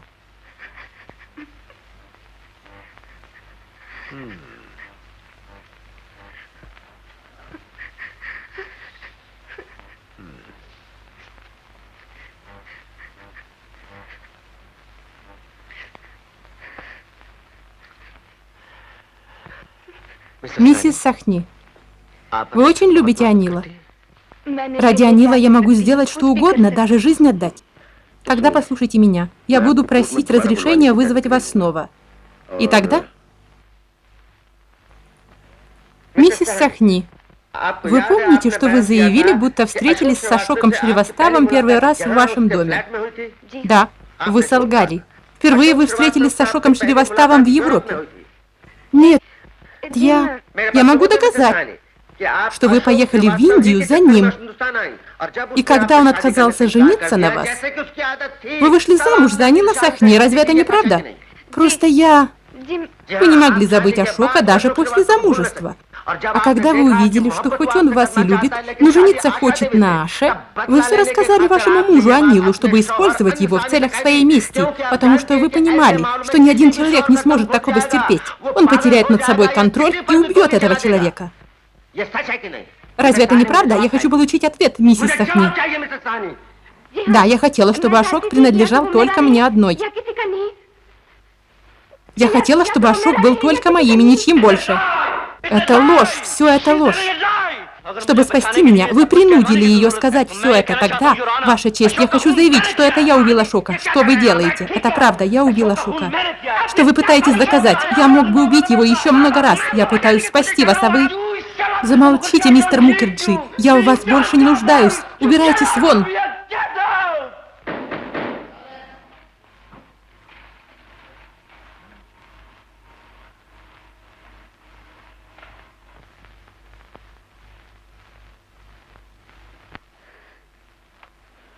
Нина, дочка. Миссис Сахни, я вам уже и прежде говорил, что вам нужен отдых. Любые волнения могут быть опасны для вас. Вы не пойдете завтра в суд? Пожалуйста, доктор, по крайней мере, подумайте о ваших детях, миссис Сахни. Этот мир такой странный, доктор. Он не дает тебе ни жить, ни умереть.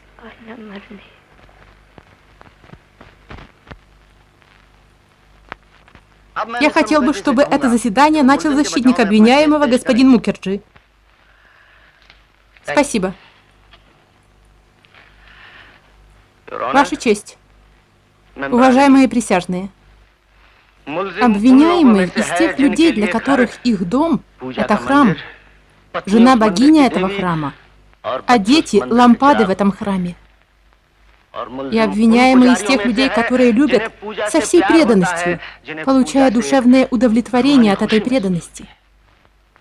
Если такой человек узнает, что женщина, которую он считает богиней, была запятнана похотливым распутником, то ни один уважающий себя мужчина не сможет молчать. Да, он был очень терпелив. Он дал возможность своему другу оправдаться. Но этот человек был не готов этого сделать. Когда идет борьба между ложью и истиной, светом и тьмой, когда слабый и сильный дерутся, слабый человек падает первым. Это закон природы. И именно это произошло между ними. Произошла смертельная схватка между добром и злом, и природа не могла молчать.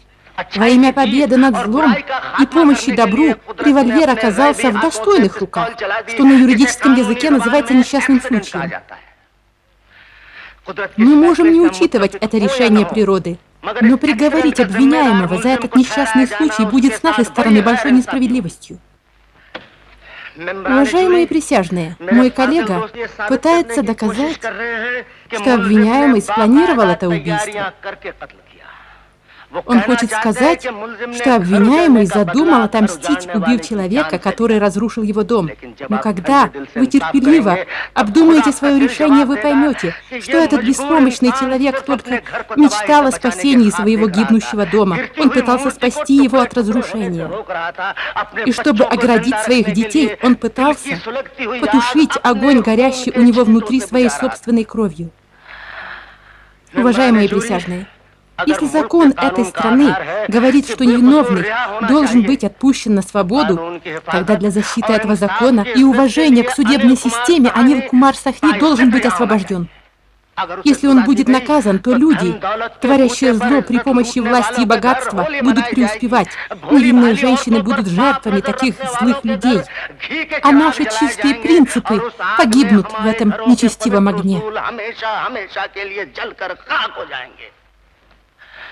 Уважаемые присяжные, Анил Кумар Сахни не виноват.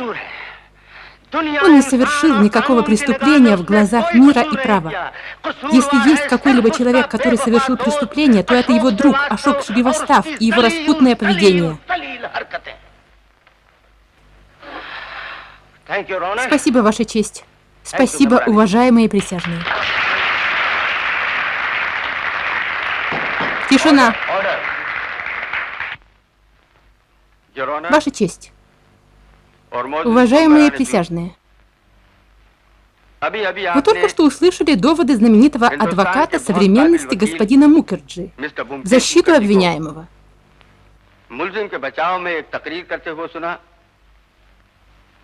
Наблюдая за ним,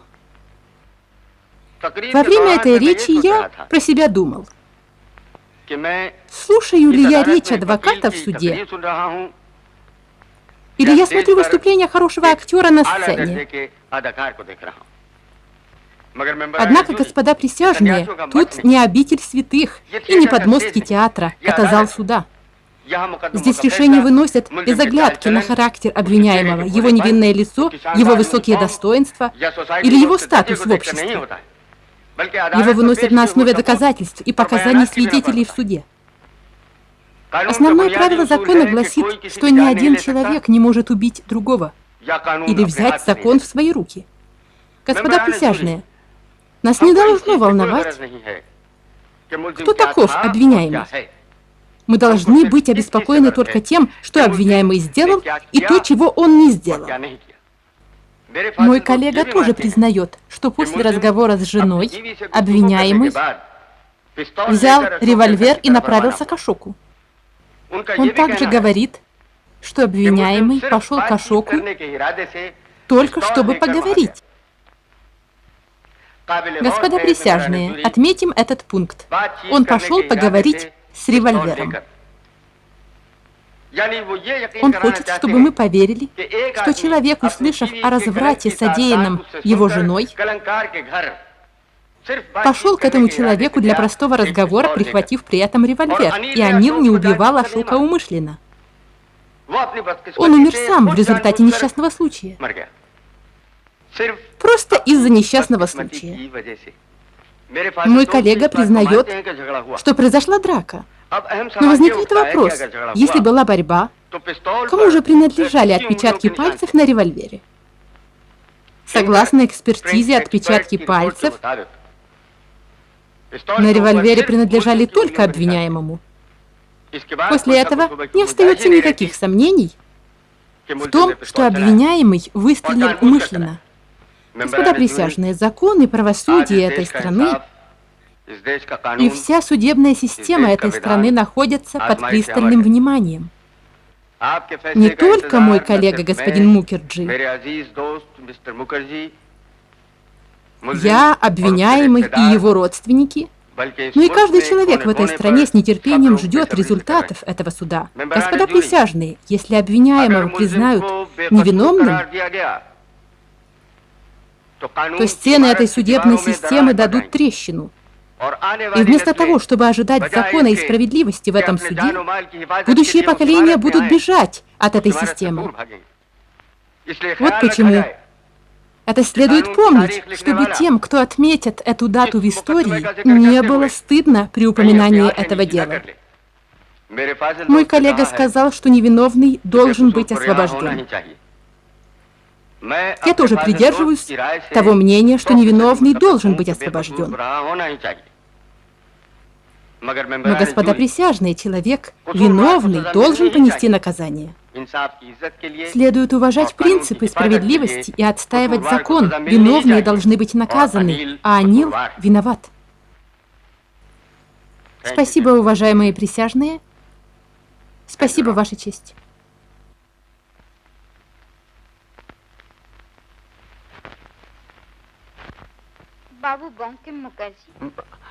Теперь, когда вы проиграли дело, перед уходом я могу пригласить вас на ужин. Я лучше подожду тебя в библиотеке. Да, я тоже думаю, что должен принять ее приглашение. Тогда вперед. Спасибо. Но могу я узнать, вы после смерти каждого вашего будущего супруга приглашаете незнакомцев на приватный ужин? Протестую, Ваша честь, протест отклонен. Должен ли я предположить, что на этот раз моя очередь? Забудьте об этой старой истории. Но кое-что осталось незавершенным. Если бы Анил Сахни понял мой вопрос, то, по крайней мере, он был бы спасен от петли. И все желания исполняются, господин Мукерджи. Даже Ашок умер с желанием обладать Ниной. Да, вы сказали верно. Либо Ашок должен принадлежать вам, либо никому. Вы помните, что вы это сказали? Да, помню. Как и Нина, вы тоже любите раскапывать старые могилы? Есть такая склонность, госпожа Аша? Некоторым нравится спасать жизни, а некоторым лишать жизни. Протестую. Что скажете, Али? Все еще надеетесь спасти Анилу жизнь? Ну, в общем-то, завтра его смертный приговор будет оглашен. Я тоже так думаю, господин Али. Я хотел бы осмотреть то место, где Ашок был убит. Но вы же ужинаете со мной. Мы поужинаем после этого. Вы также можете сопровождать нас. Но ведь мертвые не говорят. Али, вы же знаете, что я могу и мертвого разговорить. Вы боитесь? Нет. Когда-нибудь мы все умрем. Пойдемте.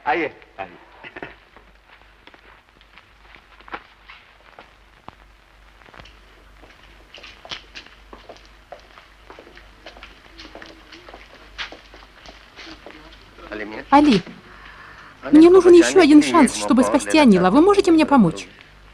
Помочь моему заклятому врагу? Да. Я это сделаю. Я хочу отправить моего помощника на квартиру Ашока Шривастава. Мне нужно разрешение. Все будет улажено. Спасибо.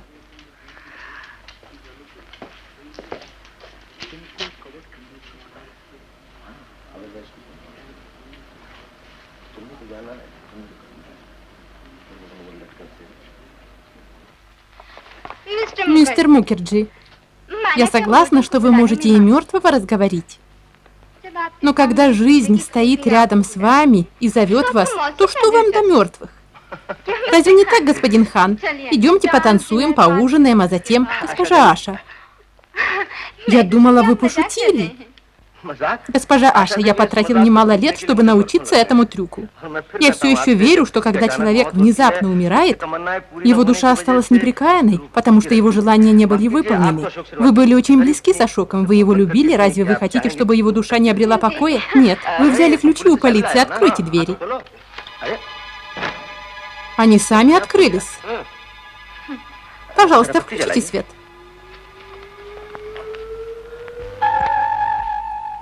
Входите. Что случилось? Али, вы почувствовали, как повеяло ветром? Я почувствовал. А вы? В своей жизни я пережила немало бурь. Так что такое дуновение ветерка на меня не подействует. Я очень ценю вашу храбрость. Что ж, давайте зайдем внутрь. Ашок Шривастав, из-за твоей внезапной смерти твоя душа не обрела покоя. Если ты хочешь, чтобы твоя душа покоилась с миром, то, пожалуйста, предстань перед нами. Потушите сигарету, Али. А вы, пожалуйста, потушите свет.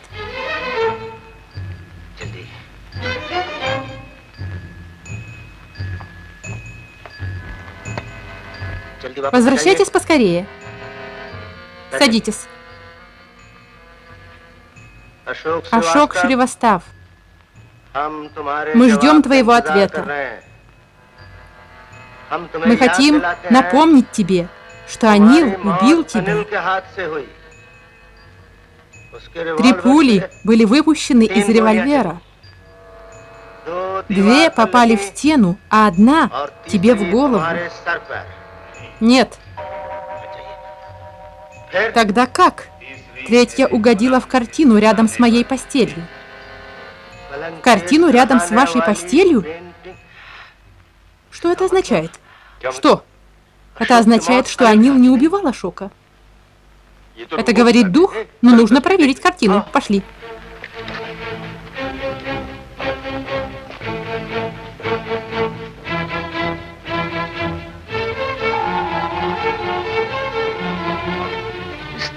Куда пуля попала на этой картине?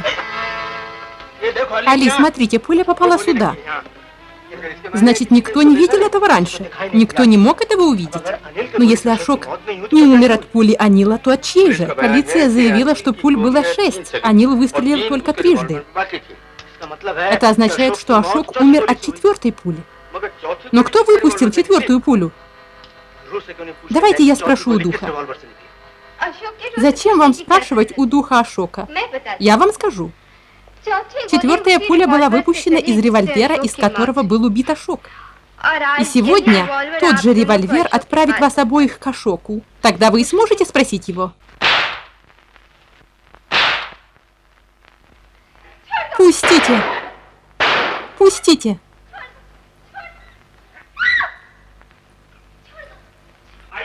Выходите, господин Хан, господин Мукерджи. Вот убийца. Вы поймали ее? Да. Слава богу, мы спасены. Агарвал, как вы тут оказались? Кто-то должен был играть роль духа, а кто мог бы лучше, чем он? Спасибо, что спас нас. Я прокрался в эту квартиру и осмотрел ее. Я прятался в шкафу Ашока и выступил в качестве его духа. Таков был мой план. Теперь это дело приняло новый поворот. Я уже говорил вам, что Анил не убийца, но вы меня не слушали. Я сообщу в полицию. Да, идите, но подушку-то оставьте здесь. Что с ней делать? Держи ее покрепче. Да, это я стреляла в Ашока. И до тех пор, пока живы такие распутники, как Ашок, Шривастав, у каждой молодой девушки есть право стрелять. Мистер Хан, у вас есть что сказать по поводу заявления госпожи Аши? Ваша честь, госпожа Аша дала признательные показания о совершенном преступлении. Я был свидетелем в квартире Ашока тех обстоятельств, при которых она призналась в совершенном преступлении. Мне больше нечего сказать. А мне есть что сказать, Ваша честь. Доказательства против госпожи Аши очень весомы. Но не следует думать, что пуля, извлеченная из тела Ашока, выпущена из ее револьвера. Она была выпущена из третьего револьвера, который я случайно обнаружил в водосточной трубе. Ваша честь, вот этот револьвер. Баллистическая экспертиза подтвердила, что пуля из этого револьвера убила Ашока. А эксперты установили, что на этом револьвере имеются отпечатки пальцев Ашока. Анил заявил, я и Ашок вступили в смертельную схватку. 2-3 пули были выпущены из моего револьвера, но они никому не причинили вреда. В ходе этой борьбы револьвер выпал из моих рук, и в тот момент, когда грянул гром, Ашок ушел от меня. Молния ударила снова, и я увидел, что в руках Ашока был револьвер. Вполне очевидно, что в этот момент Ашок достал свой револьвер. Ваша честь, это револьвер, от которого умер Ашок. На этом револьвере имеются только отпечатки пальцев Ашока. Это означает, что Ашок покончил с собой.